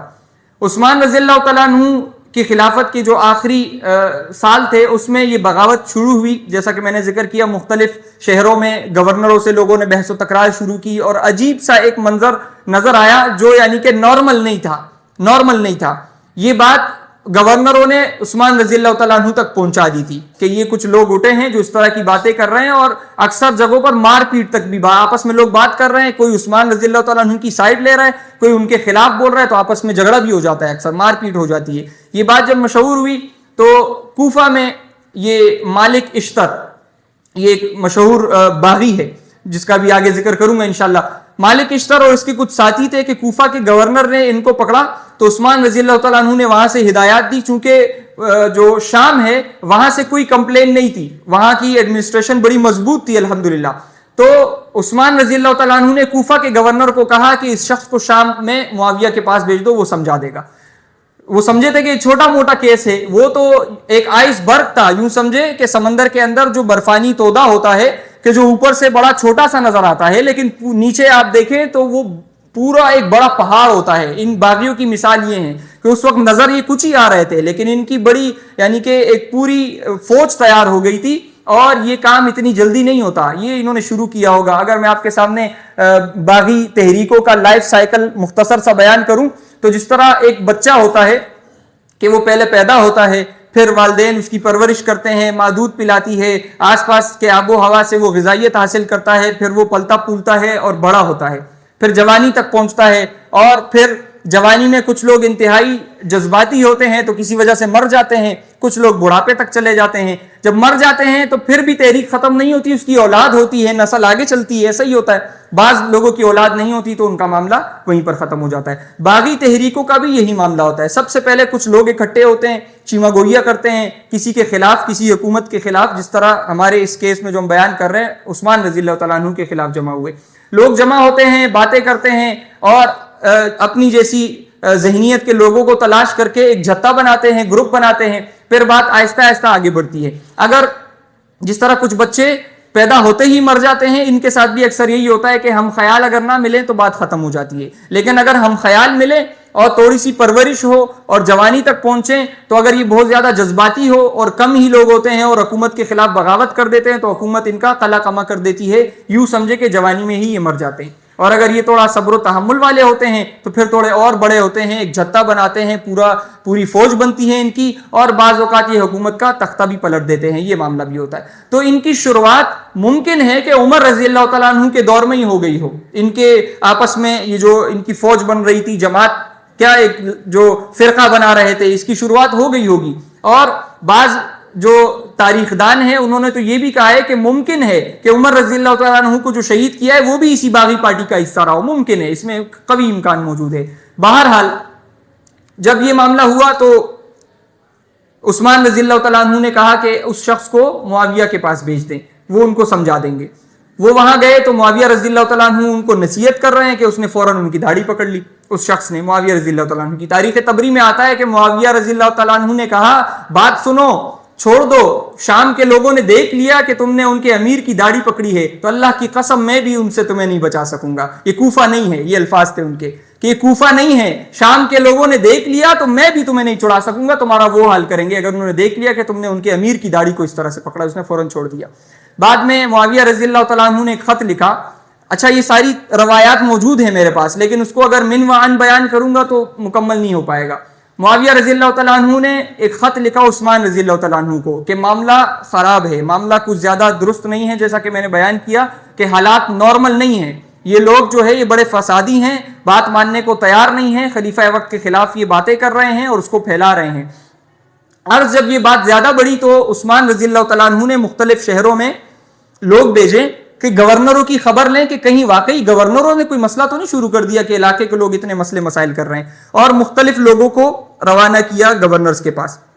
جب مختلف گورنروں سے لوگ آئے اور انہوں نے مثبت رپورٹ دی تو عثمان رضی اللہ تعالیٰ عنہ نے ایک خطبہ دیا، بلکہ خطبہ دیا اور اس خطبے کو لکھوا کر تمام شہروں میں بھیجا اور کہا لوگوں کے سامنے اس کو سناؤ۔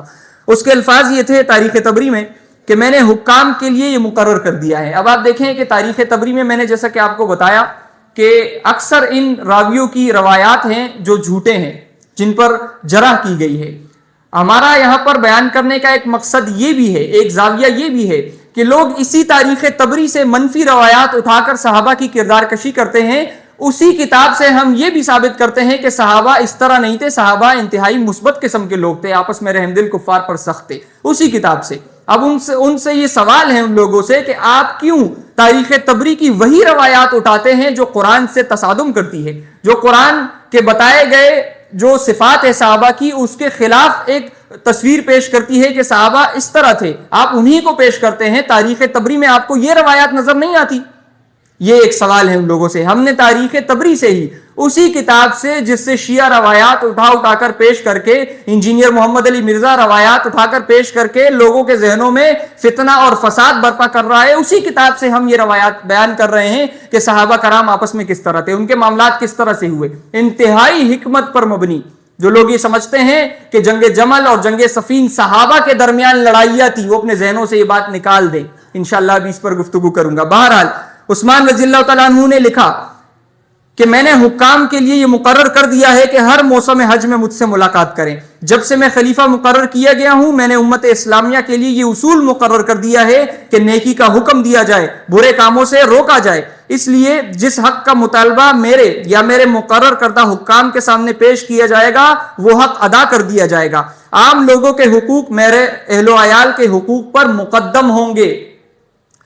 اہل مدینہ کو یہ بات معلوم ہوئی ہے کہ کچھ لوگ ہمیں گالیاں دے رہے ہیں اور کچھ لوگوں نے مار پیٹ کا راستہ اختیار کیا ہے. پوشیدہ طور پر ملامت کرنا، گالیاں دینا اور زد و کوب کرنا بہت بری بات ہے. جو کوئی کسی حق کا دعوے دار ہو تو وہ موسم حج میں آئے اور مجھ سے اپنا حق وصول کر لے، خواہ وہ مجھ سے لیا جائے یا میرے مقرر کردہ حکام سے، اور اگر آپ لوگ معاف کر دیں تو ایسی صورت میں اللہ معاف کرنے والوں کو جزائے خیر دے گا. یہ جب عثمان رضی اللہ تعالیٰ عنہ نے یہ خط لکھ کر مختلف شہروں میں بھجوایا اور لوگوں نے جب اس خط کو سنا تو عام لوگ رونے لگے کہ عثمان رضی اللہ تعالیٰ عنہ ہمارے متعلق کیا لکھ رہے ہیں، ہم تو ان کے ساتھ ہیں. یہ کچھ لوگ تھے، باقی کچھ ہزار لوگ تھے اور شہروں میں لوگوں کی تعداد لاکھوں میں تھی. لوگ رونے لگ گئے کہ یعنی کہ اتنے ہمارے رحم دل اور نرم دل خلیفہ ہیں اور ہمیں کیا سنایا جا رہا تھا. بہرحال پھر اس پروپیگنڈے کو ختم کرنے کے لیے ایک میٹنگ رکھی گئی. اس میٹنگ میں مصر کے گورنر بھی آئے جس کا نام عبداللہ بن سعد ابی سرح تھا، اور شام کے گورنر معاویہ رضی اللہ تعالیٰ عنہ بھی آئے، اور اسی طرح بصرہ کے گورنر عبداللہ بن عامر آئے اور کوفہ کے گورنر سعید بن عاص آئے. یہ تمام شامل تھے. اور عمر بن عاص رضی اللہ تعالیٰ عنہ جو مصر کے فاتح تھے، ان کو علی رضی اللہ تعالیٰ عنہ کو طلحہ اور زبیر رضی اللہ تعالیٰ عنہم اور سعد بن ابی وقاص جو قادسیہ کے فاتح ہیں، ایران کے فتح کرنے والے، ان سب کو بھی شریک مشورہ کیا گیا. مشورہ ہوا کہ ان لوگوں کے ساتھ کیسا ڈیل کیا جائے. بعض نے کہا انتہائی سختی کیجیے، بعض نے کہا آپ نرمی سے کام لیں. مختلف مشورے دیے گئے. عثمان رضی اللہ تعالیٰ عنہ نے سب کی رائے سنی اور ان سب کو خلاصتاً یہ جواب دیا کہ آپ کے سب کے مشورے میں نے سن لیے ہیں، اور اس سب میں مجھے یہ مشورہ پسند ہے کہ اس بات کو نرمی سے حل کیا جائے. لوگوں کے ساتھ نرمی کریں، جائیں اپنے اپنے شہروں میں ان کے حقوق ادا کریں اور ان سے درگزر کریں، اور جتنا ہو سکتا ہے ان کے معاملات کو آپ درست کریں اور ان کو اطاعت کی طرف لائیں. یہ بات انہوں نے کی. اور عثمان رضی اللہ تعالیٰ عنہ کا یہ فیصلہ انتہائی دانشمندانہ تھا، وگرنہ اس دور میں اگر مختصر سی بھی ان پر کوئی کاروائی کی جاتی اور ان کے اگر ایک دو لوگ بھی مر جاتے تو ان کو وہ شہید مل جاتے جس کا میں نے آپ کے سامنے ذکر کیا. اس کی لاش پر پھر سیاست ہوتی اور لوگ جو ہے اس میں شامل ہو جاتے. بہرحال جب یہ میٹنگ ختم ہوئی اور سب لوگ جانے لگے تو معاویہ رضی اللہ تعالیٰ عنہ نے اس مسئلے کو، یعنی کہ وہ دور اندیش تھے، انہوں نے دیکھا کہ یہ معاملہ اتنا سہل نہیں ہے جس طرح ہم اس کو دیکھ رہے ہیں. انہوں نے عثمان رضی اللہ تعالیٰ عنہ کو کہا کہ امیر المومنین آپ میرے ساتھ شام چلیے، شام کے لوگ اس وقت فرمانبردار ہیں، مجھے لگتا ہے کہ آپ جو ہے یہاں مدینے میں خطرے میں ہے. عثمان رضی اللہ تعالیٰ عنہ نے کہا میں نبی صلی اللہ علیہ وسلم کے پڑوس کو کسی بھی صورت میں چھوڑنے کے لیے تیار نہیں ہوں، اگرچہ میری جان ہی چلی جائے، میں مدینہ میں ہی رہوں گا. نبی صلی اللہ علیہ وسلم کا شہر چھوڑنے کے لیے میں بالکل بھی تیار نہیں ہوں. بہرحال واپسی پر جب یہ گورنر اپنے اپنے شہروں میں گئے ہیں تو انہوں نے اس طرح کے لوگوں پر سختی شروع کر لی، معمولی سی سختی، تاکہ سختی سے مراد یہ ان کی نگرانی شروع کر دی کہ یہ کرتے کیا کیا ہیں. اس چیز سے تنگ آ کر انہوں نے فیصلہ کیا، ان تمام شہروں کے لوگوں نے جو آپس میں رابطے میں تھے خطوط وغیرہ کے ذریعے سے اور سفیروں کے ذریعے سے، کہ ہم نکلتے ہیں اور ایک چھتا بنا کر مدینہ پر حملہ کرتے ہیں. انہوں نے ایسے وقت کا انتخاب کیا کہ موسم کا حج جو ہے حج کا موسم تھا، موسم حج، اور اس میں مدینہ کی جو اکثریت آبادی تھی وہ مکہ گئی ہوئی تھی حج کے موقع پہ، اور مدینہ بالکل خالی تھا. کچھ لوگ تھے وہاں پہ سینکڑوں میں رہے ہوں گے، کیونکہ مدینہ میں کل آبادی ہی اتنی زیادہ نہیں تھی، ایک گاؤں تھا. یہ انہوں نے مدینہ کا رخ کیا اور ہزاروں کا لشکر لے کر یہ روانہ ہو گئے. ان کا منصوبہ تھا عثمان رضی اللہ تعالیٰ عنہ کو ہٹا کر برائے نام کسی خلیفہ کو بٹھانا، برائے نام جو کوئی کٹ پتلی ہو، ان کے جو ہے احکامات کے مطابق وہ حکومت کرتا ہو. عالم اسلام کے اقتدار اور دولت پر عثمان رضی اللہ تعالیٰ عنہ کے دور میں افغانستان سے لے کر لیبیا تک کی پورا علاقہ یہ مسلمانوں کے جو ہے اس کی خلافت میں تھا، عثمان رضی اللہ تعالیٰ عنہ کی خلافت میں، اور خراج کی آمدنی کروڑوں میں تھی. تو یہ چاہتے تھے کہ جتنی مال و دولت ہے اس پر ہمارا کنٹرول ہو جائے. اور سب سے بڑا جو ان کا مشن تھا، جو شروع کرنے والے لوگ تھے عبداللہ ابن سبا اور اس کے ساتھی یہودی، کہ عالم اسلام میں یعنی کہ اسلام کا یہ جو فروغ ہوا ہے اس پورے عمل کو ریورس کیا جائے، اس کو واپس وہیں پر لے کے جایا جائے جہاں پر یہ لوگ جنگ بواس، جس طرح جنگ بواس ہوئی آپس میں جاہلیت کی بنیاد پر، اس طرح کی یہ جنگوں میں لگ جائے، ریورس کر دیں اس پورے سسٹم کو. کیونکہ اس چیز کا اندازہ تو انہیں ٹھیک ٹھاک ہو گیا تھا کہ ہم مسلمین کو زور بازو سے نہیں ہرا سکتے. اب ہم نے کچھ اس طرح کرنا ہے کہ انہی کے درمیان اختلافات ڈالنے ہیں، پھوٹ ڈالنی ہے کہ کسی طرح یہ ایک دوسرے کے دستوں گریبان ہو جائیں، ہم تو ان سے نہیں لڑ سکتے۔ تمام اقوام نے یہ اندازہ لگا لیا تھا کہ اب یہ وہ قوم ہے، یہ وہ مذہب ہے، وہ دین ہے کہ جس کو ہرانا اب ہمارے بس کی بات نہیں ہے زور بازو سے، تو انہوں نے یہ راستہ اختیار کیا۔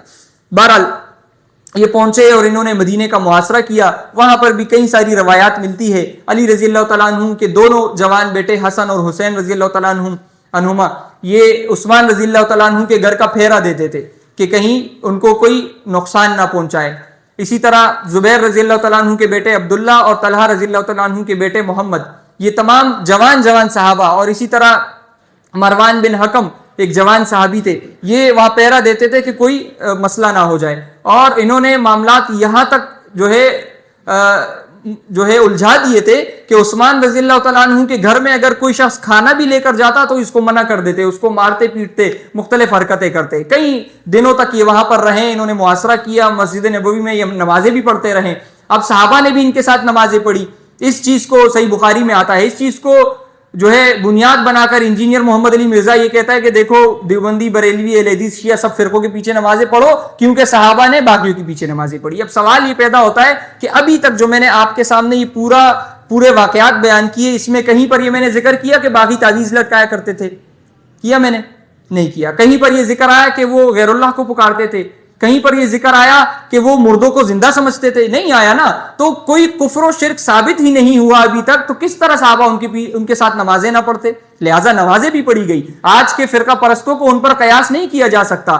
اس وقت تک جہاں تک ابھی ہم پہنچے ہیں تاریخ کے اس مطالعے میں، صرف ایک احتجاج تھا، صرف ایک احتجاج، مزید کچھ نہیں۔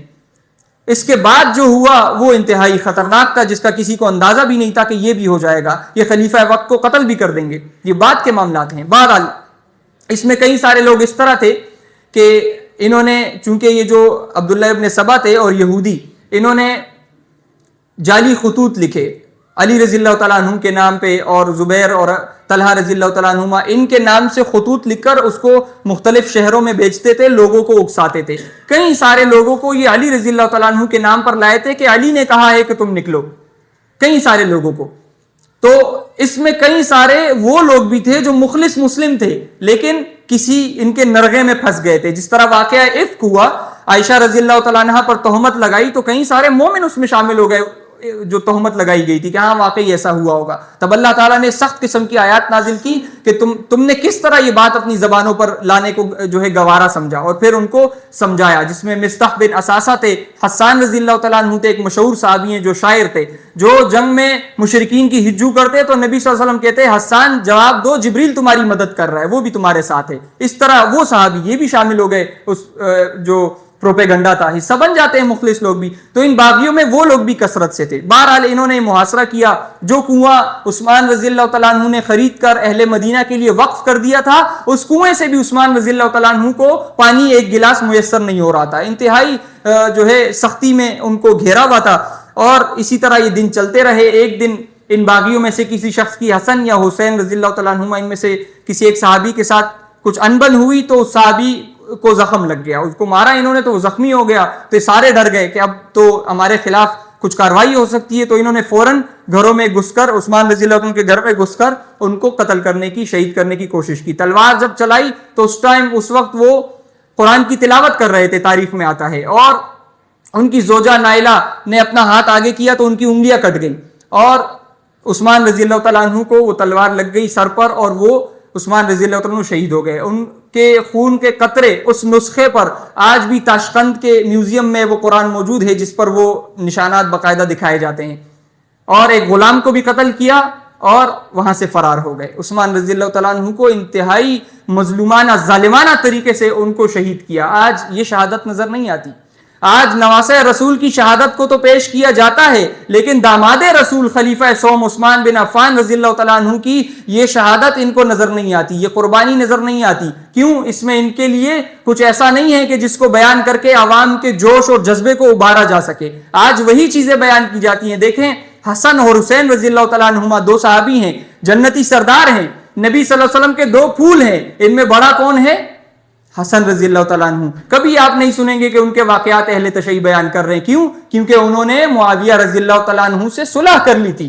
اب صلح کے واقعے میں تو ایسا کچھ نہیں ہے کہ عوام کے جذبات مشتعل ہو، لہٰذا اس کو نہیں بیان کرتے، واقعہ کربلا کو بیان کرتے ہیں، چھوٹے بھائی حسین رضی اللہ تعالیٰ عنہ کے واقعے کو بیان کرتے ہیں تاکہ لوگ مشتعل ہوں، ان کے جذبات جو ہے وہ ابھر کر آئیں اور وہ کچھ جو ہے ان کے احکامات پر عمل کرنے لگے۔ بہرحال عثمان رضی اللہ تعالیٰ عنہ کو انہوں نے شہید کر دیا۔ یہ باغی سمجھے تھے کہ اپنے مقصد میں یہ کامیاب ہو جائیں گے، لیکن بعد کے واقعات سے ثابت ہوتا ہے کہ جس طرح عائشہ رضی اللہ عنہا، طلحہ اور زبیر اور علی اور معاویہ اور عمرو بن عاص رضی اللہ عنہم، انہوں نے ان باغیوں کے اور بعد میں جو خوارج ان سے نکلے، ان کے منصوبوں کو جس طرح خاک میں ملایا، وہ تاریخ کا ایک روشن باب ہے۔ اور آج تک عائشہ، طلحہ، زبیر، علی اور معاویہ رضی اللہ عنہ مجمعین، ان پر جو لعن طعن کی جاتی ہے، اس کی وجہ یہ ہے کہ انہوں نے بروقت کارروائی کر کے باغیوں کا قلع کما کیا۔ اب ہوا کیا، جب یہ معاملہ ہوا، انہوں نے عثمان رضی اللہ تعالیٰ عنہ کو شہید کیا تو یہ وہاں سے فرار ہونے لگے، وہاں سے یہ نکلنے لگے، کچھ لوگ نکل گئے اور جو ان کے لیڈر تھے ان کی اکثریت وہاں پر رہ گئی۔ انہوں نے علی رضی اللہ تعالیٰ عنہ کو، اب یہاں پر تاریخی روایات دو قسم کی آتی ہے، ایک منفی گروپ ہے اور ایک مثبت گروپ ہے۔ جو مثبت گروپ ہے اس میں آتا ہے کہ طلحہ، زبیر اور سعد بن ابی وقاص اور اس طرح کے جو صحابہ تھے جو عمر رضی اللہ تعالیٰ عنہ اور عثمان رضی اللہ تعالیٰ عنہ کی مرکزی شورا کی کابینہ میں تھے، تو انہوں نے مشورہ کر کے علی رضی اللہ تعالیٰ عنہ کو خلیفہ مقرر کیا۔ اور جو منفی روایت ہے اس میں یہ آتا ہے کہ طلحہ اور زبیر رضی اللہ تعالیٰ عنہما یہ بیعت نہیں کر رہے تھے، باغیوں نے زبردستی پکڑ کر جو ہے ان کی بیعت کروائی تھی، اور اس طرح کا ذکر آتا ہے۔ تبری میں یہاں تک بھی آتا ہے طلحہ رضی اللہ تعالیٰ عنہ کا ایک ہاتھ شل تھا، ایک ہاتھ سے وہ شل تھے، کیونکہ ایک جنگ میں غالباً غزوہ بدر ہے، غزوہ احد ہے، جس میں نبی صلی اللہ علیہ وسلم پر تیر پڑ رہا ہے تو یہ ہاتھوں سے اس تیر کو روکتے تھے، یہ ان صحابی کا معاملہ تھا۔ تو ایک ہاتھ سے یہ شل تھے، تو انہوں نے علی رضی اللہ تعالیٰ عنہ کی جب بیعت کی تو باغیوں میں ایک شخص نے کہا کہ جس بیعت کی ابتدا ہی کٹے ہاتھوں سے ہو وہ بیعت کیا مکمل ہوگی، اس طرح کر کے تان و تشنیع کرنے لگ گئے۔ بہرحال ان دونوں روایات میں اگر تطبیق کی جائے، چونکہ دونوں روایات بیان کرنے والے یہی 5 صاحبان ہیں جن کا میں نے ذکر کیا، اگر اس میں تطبیق کی جائے تو جو صحیح تاریخ کی تطبیق کرنے والے ہیں انہوں نے اس کی یہ تطبیق کی ہے کہ ممکن ہے صحابہ نے آپس میں علی رضی اللہ تعالیٰ عنہ کو خلیفہ منتخب کر لیا ہو، لیکن ان باغیوں کو ظاہر نہ ہونے دیا ہو، اور باغیوں نے پھر یہ عمل کیا کہ علی رضی اللہ تعالیٰ عنہ کے بیعت کی اور لوگوں کو زبردستی بیعت کروانے پر مجبور کیا، گویا ان کو یہ محسوس ہو کہ علی رضی اللہ تعالیٰ عنہ کو ہم نے خلیفہ بنایا ہے، لہٰذا ہم جو بولیں گے علی وہی کرے گا رضی اللہ عنہ۔ اور بعد کے واقعات سے اس کے قرائن بھی ملتے ہیں۔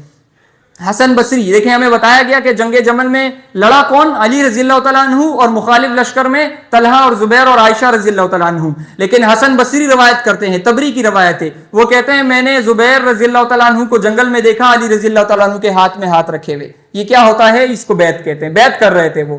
زبیر رضی اللہ تعالیٰ عنہ نے بیعت کی علی رضی اللہ تعالیٰ عنہ کی خفیہ، یہ کیا تھا، یہ ایک جنگی تدبیر تھی۔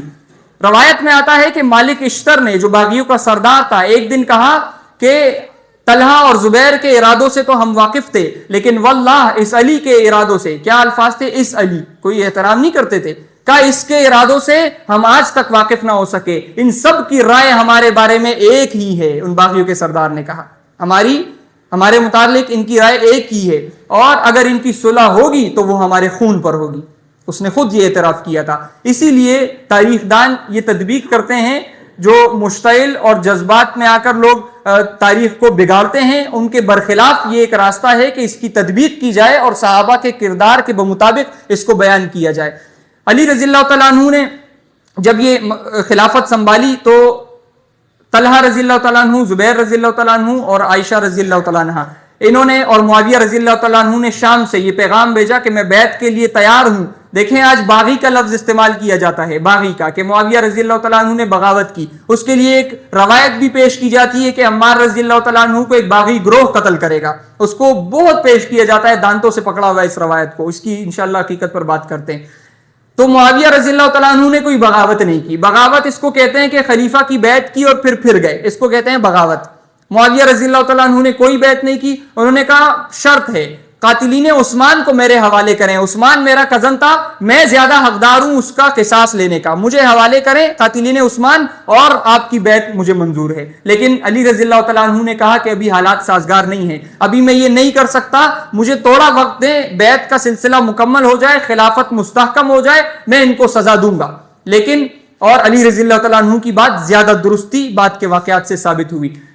ان لوگوں نے کہا کہ نہیں، پہلے شرط پوری کی جائے، کتاب اللہ پر عمل کر کے پہلے قصاص لیا جائے، پھر جو ہوگا دیکھا جائے گا. علی رضی اللہ تعالیٰ عنہ اس میں توقف کر رہے تھے. بہرحال عائشہ رضی اللہ عنہا، طلحہ و زبیر رضی اللہ تعالیٰ عنہما کے ہمراہ جو ان کے محرم رشتہ دار تھے، ان کے ساتھ وہ یہ سب بصرہ گئے ہیں. اور بصرہ چونکہ فوجی چھاونی تھی بڑی مسلمین کی، وہاں پر انہوں نے بصرہ والوں سے اور اس کے گورنر سے خط و کتابت کی اور ان کو سمجھایا. بصرہ کے گورنر نے پوچھا کہ اماں آپ کس لیے آئی ہیں بتائیں. اماں عائشہ رضی اللہ عنہا نے پوری بات بتائی کہ خلیفہ سوم کو ظلم کرتے ہوئے ان پر ظلم کیا گیا اور ان کو شہید کر دیا گیا، ان پر الزامات لگائے گئے. جب ہم نے الزامات کی تحقیق کی تو سارے الزامات جھوٹے تھے، سب کے سب. کیا کہا جاتا تھا؟ عثمان رضی اللہ تعالیٰ عنہ اپنوں کو نوازتے ہیں. آپ دیکھیں میں نے 40 عہدے اپنے پاس نوٹ کیے ہیں یہاں پر عثمان رضی اللہ تعالیٰ عنہ کے دور میں. میں سب کے نام تو نہیں لے سکتا، وقت اتنا نہیں ہوتا. ان 40 عہدوں میں سے صرف 4 عہدے ایسے تھے جو عثمان رضی اللہ تعالیٰ عنہ نے بنو امیہ کو دیے تھے، باقی سب دیگر قبیلوں کے لوگ تھے. تو یہ کون سی اقربا پروری تھی؟ اور ان 4 میں سے بھی ایسے لوگ تھے کہ وہ اس کے مستحق تھے. اگر ان کو بھی نہ دیا جاتا تو یہ بھی ظلم ہوتا کہ وہ حق رکھتا ہے لیکن نہیں دے رہا. اپنا بھائی اگر وہ حق رکھے، وہ اہل ہو کسی ذمہ داری کا، اور اس کو ذمہ داری نہ دی جائے اس وجہ سے کہ یہ بھائی ہے، تو یہ بھی ظلم ہوگا. اس کو آتی کل ذی حق حقا. صحیح بخاری کی حدیث میں یہ خلاصہ ہے، ہر ایک حقدار کو اپنا حق دو. ہر ایک اللہ تعالیٰ نے قرآن میں بھی یہ حکم دیا ہے کہ اللہ تعالیٰ یہ تمہیں حکم دیتا ہے کہ تم امانتوں کو اس کے اہل کو دو، جو اہل ہے اس کے ان کو امانتیں دو، ان کو ذمہ داریاں دو. بہرحال اسی طرح عثمان رضی اللہ تعالیٰ عنہ پر کرپشن کا الزام لگایا کہ یہ جو ہے بیت المال میں سے کرپشن کرتے ہیں، نعوذ باللہ. 16 روایات ہے تبری، بلازری اور ابن سعد میں. 16 کی 16 روایات میں یہی 5 راوی ہے، تمام کی تمام میں کذاب اور جھوٹے راوی ہے. بہرحال عائشہ رضی اللہ تعالیٰ عنہ نے وہاں ان کو جواب دیا کہ پھر ان کو شہید کیا گیا اور ہمارا مطالبہ ہے کہ ان لوگوں سے بدلہ لیا جائے، لہٰذا لوگ متحد ہوں اور نکلیں اور ان باغیوں کا قلع کما کریں. بصرہ کے لوگوں نے جب اماں عائشہ کی یہ خط و کتابت کے متعلق ان کو علم ہوا تو اکثریت بصرہ کی وہ اماں عائشہ، طلحہ اور زبیر رضی اللہ تعالیٰ عنہ ان کے ساتھ ہو گئی. اور بصرہ کے اندر جو باغیوں کی ایک چھوٹی سی شاخ ابھی رہتی تھی، اکثریت مدینہ میں علی رضی اللہ تعالیٰ عنہ کے گرد تھی، اور جو چھوٹی شاخ ابھی بصرہ میں تھی انہوں نے وہاں پر کوہرام برپا کر دیا، لڑائی کا میدان گرم کر دیا اور اچھے خاصے لوگ ان میں مارے گئے. جب باغیوں کے لوگ مارے گئے تو پھر انہوں نے صلح کے لیے پکارا، تو اماں عائشہ نے اور طلحہ زبیر رضی اللہ تعالیٰ عنہ نے اپنے لشکر سے کہا کہ رک جائیں، صلح کریں.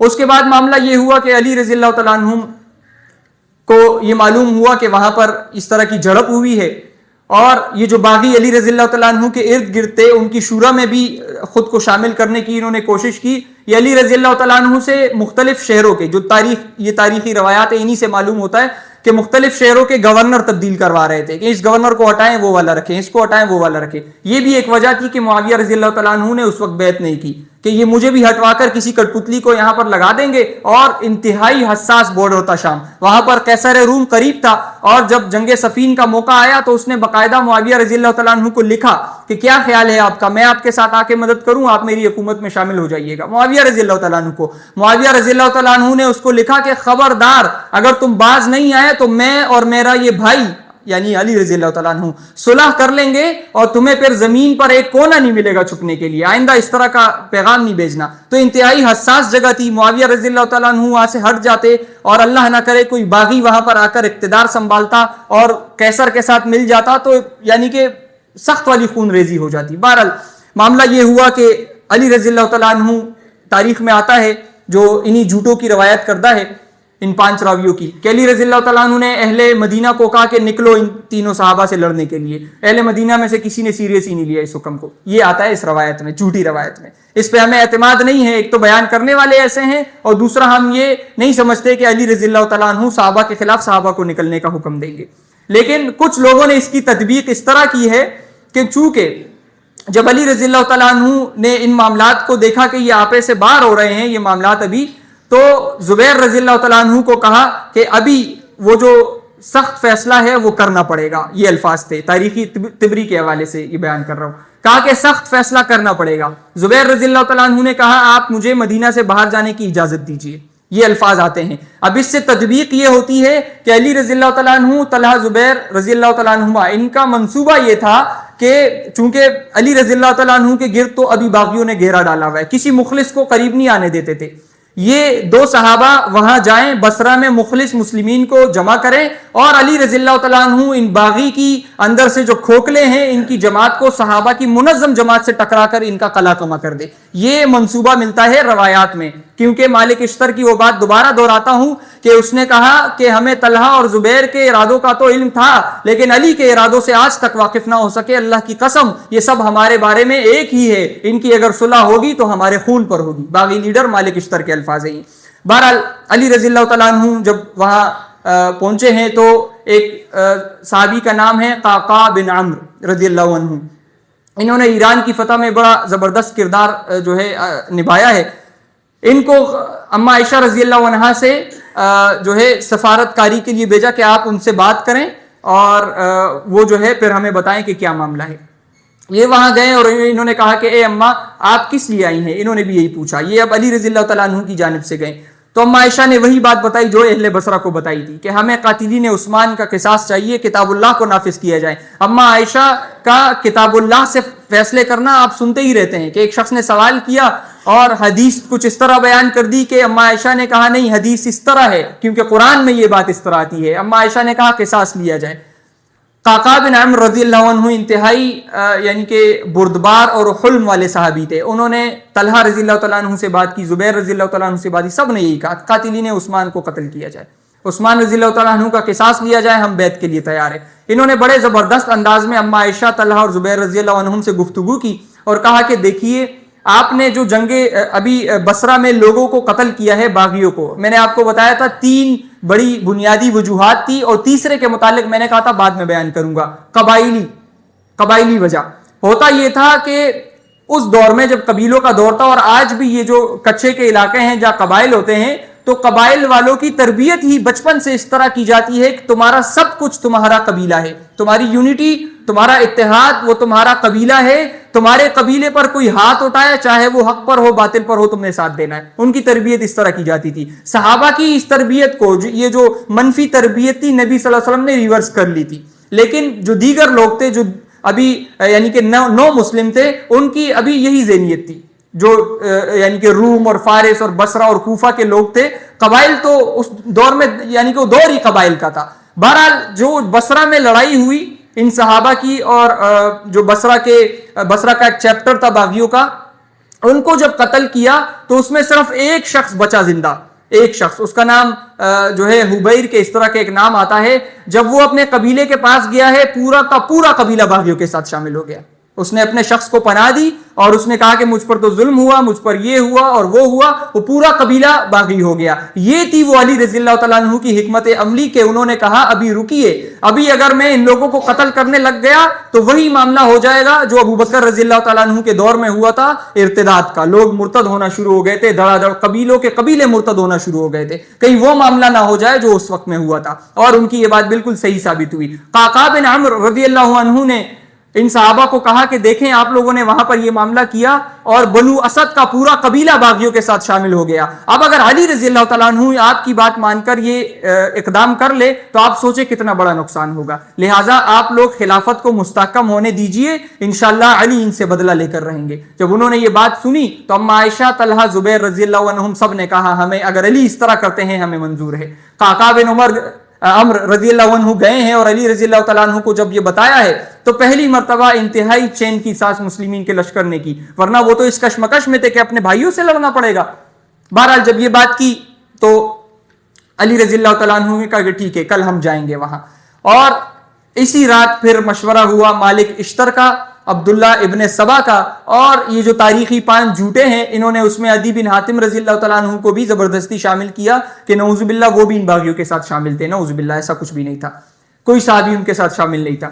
انہوں نے رات کو میٹنگ کی اور مختلف مشورے دیے. مالک اشتر تھوڑا جذباتی تھا، اس نے کہا کہ کل ہم جو ہے ان کو وہیں پر چھوڑ کر فوراً حملہ کر دیں گے، اور یہی الفاظ جو میں نے آپ کے سامنے 2 مرتبہ دہرائے ہیں، ابھی دوبارہ دہراتا ہوں، یہ اسی موقع کے تھے کہ ان کی طلحہ و زبیر کی جو رائے تھی ہمارے بارے میں ہمیں معلوم تھی، علی کی رائے کے متعلق آج تک علم نہ ہو سکا، یہ ہمارے بارے میں ایک ہی ہے، اور اگر ان کی صلح ہوگی تو ہمارے خون پر ہوگی۔ مالک اشتر نے یہ الفاظ کہے اور کہا کہ آؤ علی کو بھی عثمان کے پاس پہنچا دیتے ہیں، اس سے ایک نئی جو ہے بغاوت اٹھے گی اور ہمیں تھوڑا اور موقع مل جائے گا۔ عبداللہ ابن سبا نے کہا تم صحیح نہیں کہہ رہے، عبداللہ ابن سبا جو ان میں سے تھوڑا حلم والا تھا ان کے حساب سے، کہا تم صحیح نہیں کہہ رہے، وہاں پر 25,000 کا لشکر، اور دوسری جگہ بتائی کہ وہاں پہ اتنا لشکر وہ تیار ہے، تمہاری ہڈیاں بھی نہیں بچے گی، وہ تمہارا یہ حشر کرنے والے، کہا کچھ اور راستہ تلاش کرو۔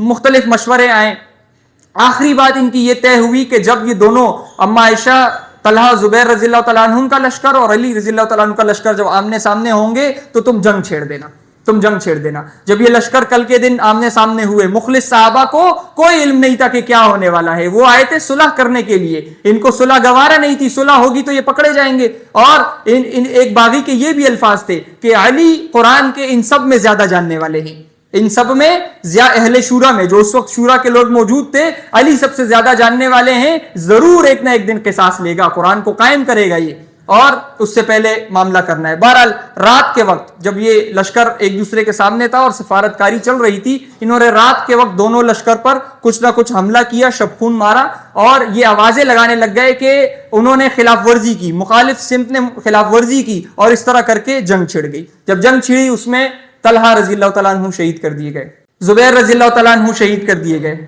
علی رضی اللہ تعالیٰ عنہ طلحہ رضی اللہ تعالیٰ عنہ کی لاش کے پاس سے گزرے، کہا کاش آج سے 20 سال پہلے میں مر گیا ہوتا، یہ علی رضی اللہ تعالیٰ عنہ کے الفاظ تھے۔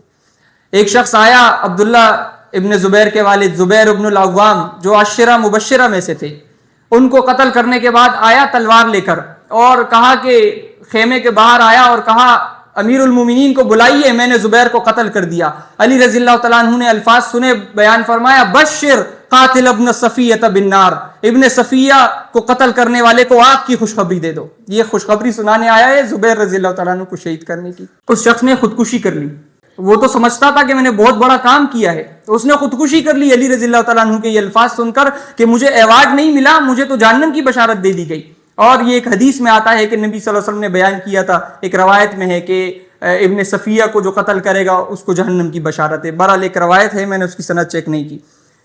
یہ معاملہ ہوا جب لشکر آپس میں دونوں انتہائی گرما گرمی میں تھے، اور جب یہ صحابہ یہ شہید ہو گئے تو اب لشکر میں یعنی کہ دیکھا جا رہا تھا دونوں سمت سے کہ مسلمان آپس میں کس طرح ایک دوسرے کو کاٹ رہے ہیں۔ غلط فہمی تھی، یہ وہی غلط فہمی تھی جو باغیوں نے پھیلائی تھی۔ اما عائشہ رضی اللہ عنہا نے اپنے اونٹ کو بھی کھڑا کیا تاکہ جنگ کو قابو میں کر سکے، لوگوں کو کہے کہ رکو۔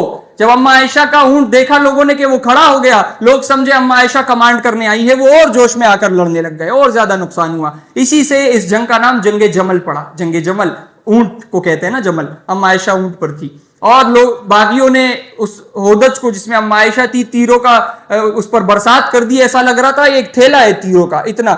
علی رضی اللہ تعالیٰ عنہ نے ایک دانش مندی سے کام لیا اور عائشہ رضی اللہ عنہا کے بھائی کو بیچ کر اما عائشہ کا اونٹ گروایا کسی طرح سے کہ جنگ رک جائے، اور اما عائشہ کو باعزت وہاں سے جو ہے دوسری جگہ لے گئے۔ اس طرح سے جنگ رکی اور کافی نقصان ہوا مسلمین کا۔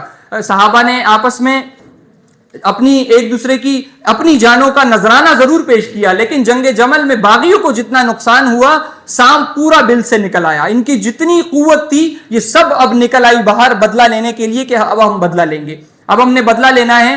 اور جنگ جمل کے بعد یہ معاملہ ہوا کہ آہستہ آہستہ علی رضی اللہ تعالیٰ عنہ چونکہ ابھی اسی غم میں تھے کہ یہ اتنے صحابہ یہ فوت ہوئے ہیں اور یہ شہید ہوئے ہیں، انہوں نے اپنی جانیں گنوائی ہیں، اسی صدمے میں تھے، اور یہ باغی یہ اسی ضد میں لگے ہوئے تھے کہ ابھی ہم نے معاویہ سے لڑنا ہے، ابھی معاویہ سے لڑنا ہے، کیونکہ یہ آخری ان کے راہ میں بڑی رکاوٹ تھی معاویہ رضی اللہ تعالیٰ عنہ۔ صفین کا جو صفین کی لڑائی ہے، جنگ صفین، اس کا منصوبہ علی رضی اللہ تعالیٰ عنہ کا نہیں تھا، باغیوں نے منصوبہ بنایا کہ ہم جائیں گے لڑیں گے، انہوں نے کسی طرح سے جو ہے یہ منصوبہ بنایا، اعلان کروائے اور لوگوں کو باہر نکالا۔ علی رضی اللہ تعالیٰ عنہ ان کے ساتھ صرف اس لیے گئے، روایات کی جو تبری میں روایات آتی ہے کہ ان کو کنٹرول میں رکھ سکے۔ یہ جب کسی راستے سے گزرتے تو وہاں کی بستی کا برا حال کر دیتے۔ ایک جگہ جب یہ صفین کے لیے جا رہے تھے معاویہ رضی اللہ تعالیٰ عنہ سے لڑنے، تو ایک بستی پر گزرے، علی رضی اللہ تعالیٰ عنہ نے لوگوں سے کہا ہمارے لیے یہاں پر ایک پل بنا دیجئے اس دریا کے اوپر کہ ہم ان سے گزرے. لوگوں نے کہا ہم نہیں بنائیں گے. وجہ یہ تھی وہ معاویہ رضی اللہ تعالیٰ عنہ سے لڑنا وہ لوگ جائز نہیں سمجھتے تھے. علی رضی اللہ تعالیٰ عنہ نے کہا ٹھیک ہے، تبریک کی روایت میں آتا ہے، اور وہاں سے آگے چلے گئے دوسری جگہ پر. پیچھے مالک اشتر جو باغیوں کا لیڈر تھا، اس نے کہا ان لوگوں کو کہ یہ لوگوں پل بناؤ ورنہ تمہارا وہ حشر کروں گا، تم سب کو قتل کر دوں گا، تمہاری عورتوں کو باندی بنا دوں گا، تمہارے بچوں کو غلام بنا دوں گا. یعنی کہ اگر علی رضی اللہ تعالیٰ عنہ ان کے ساتھ نہ ہوتے تو یہ مسلم آبادیوں کو اچھا خاصا نقصان پہنچاتے. علی رضی اللہ تعالیٰ عنہ ان کو کنٹرول کرنے کے لیے آئے تھے اور باغی علی رضی اللہ تعالیٰ عنہ سے کسی حد تک دبتے تھے. اس کی وجہ یہ تھی کہ اکثریت کو علی رضی اللہ تعالیٰ عنہ کے نام پر یہ لائے تھے کہ علی نے بلایا ہے. اب اگر یہ علی رضی اللہ تعالیٰ عنہ سے کسی قسم کی اگر اس طرح کا معاملہ کرتے کہ سرعام ان کی گستاخی ہوتی تو اچھے خاصے لوگ ان سے چھٹ جاتے، لہٰذا یہ ان سے تھوڑا دبتے تھے. معاویہ رضی اللہ تعالیٰ عنہ کو خبر ہوئی کہ یہ لشکر آ رہا ہے تو انہوں نے بھی دفاع کرتے ہوئے وہ بھی آگے بڑھے. لشکر آمنے سامنے آیا اور ان کے درمیان بھی اسی طرح سفارت کاری ہوئی جس طرح جنگ جمل میں ہوئی تھی، اور بات صلح تک پہنچ گئی کہ ہم صلح کرتے ہیں.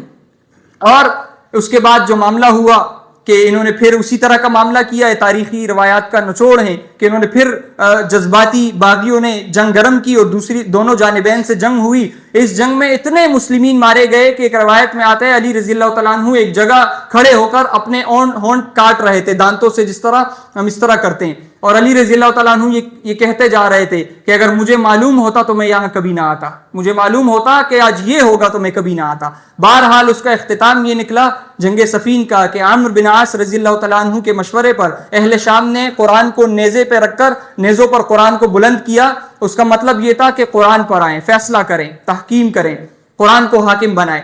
اور پھر اس طرح سے یہ جنگ رکی اور ان کے درمیان فیصلہ ہوا.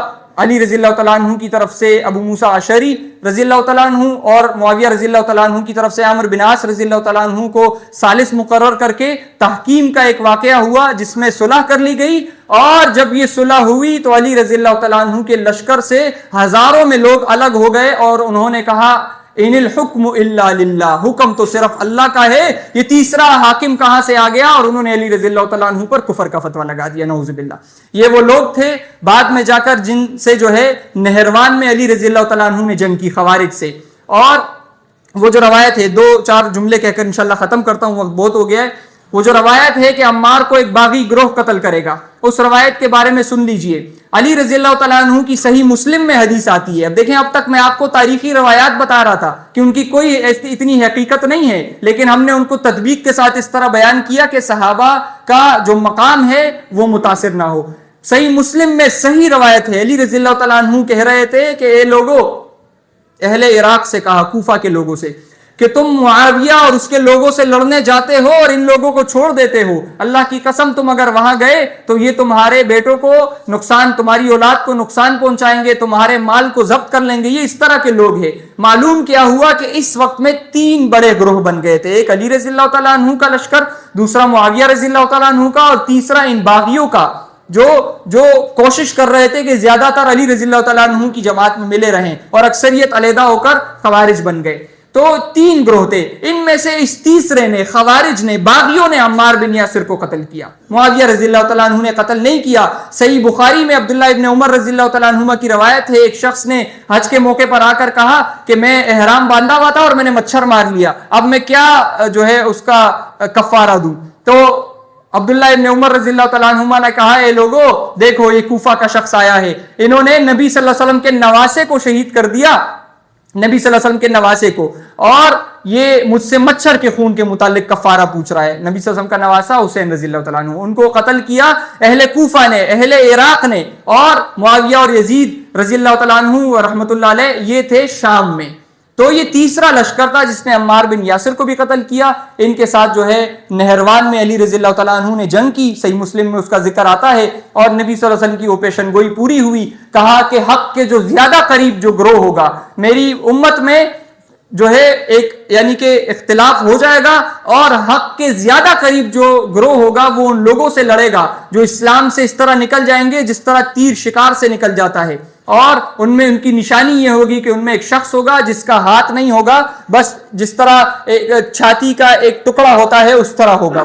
اور نہروان میں جب جنگ لڑی گئی تو علی رضی اللہ تعالیٰ عنہ نے کہا کہ تلاش کرو ایسے شخص کو، اور جب تلاش کیا گیا، علی رضی اللہ تعالیٰ نے خود بھی تلاش کیا، تو اس شخص کو باہر نکالا گیا جس کا ہاتھ اس طرح تھا، جس کی نبی صلی اللہ علیہ وسلم نے پیشن گوئی کی تھی۔ اسی طرح نہروان میں جنگ ہوئی، خارجی اور باغیوں کا قلع کما ہوا، اور یہاں پر جو ہے جو پہلی خانہ جنگی تھی وہ ختم ہو گئی۔ اللہ تعالیٰ سے دعا ہے کہ اللہ تعالیٰ ہمیں ان باتوں کو مثبت طریقے سے سمجھنے اور صحابہ کرام کے خلاف کسی طرح پروپیگنڈے میں شامل ہونے سے ہمیں بچائے۔ سبحانک اللہم و بحمدک، اشہد ان لا الہ الا انت، استغفرک۔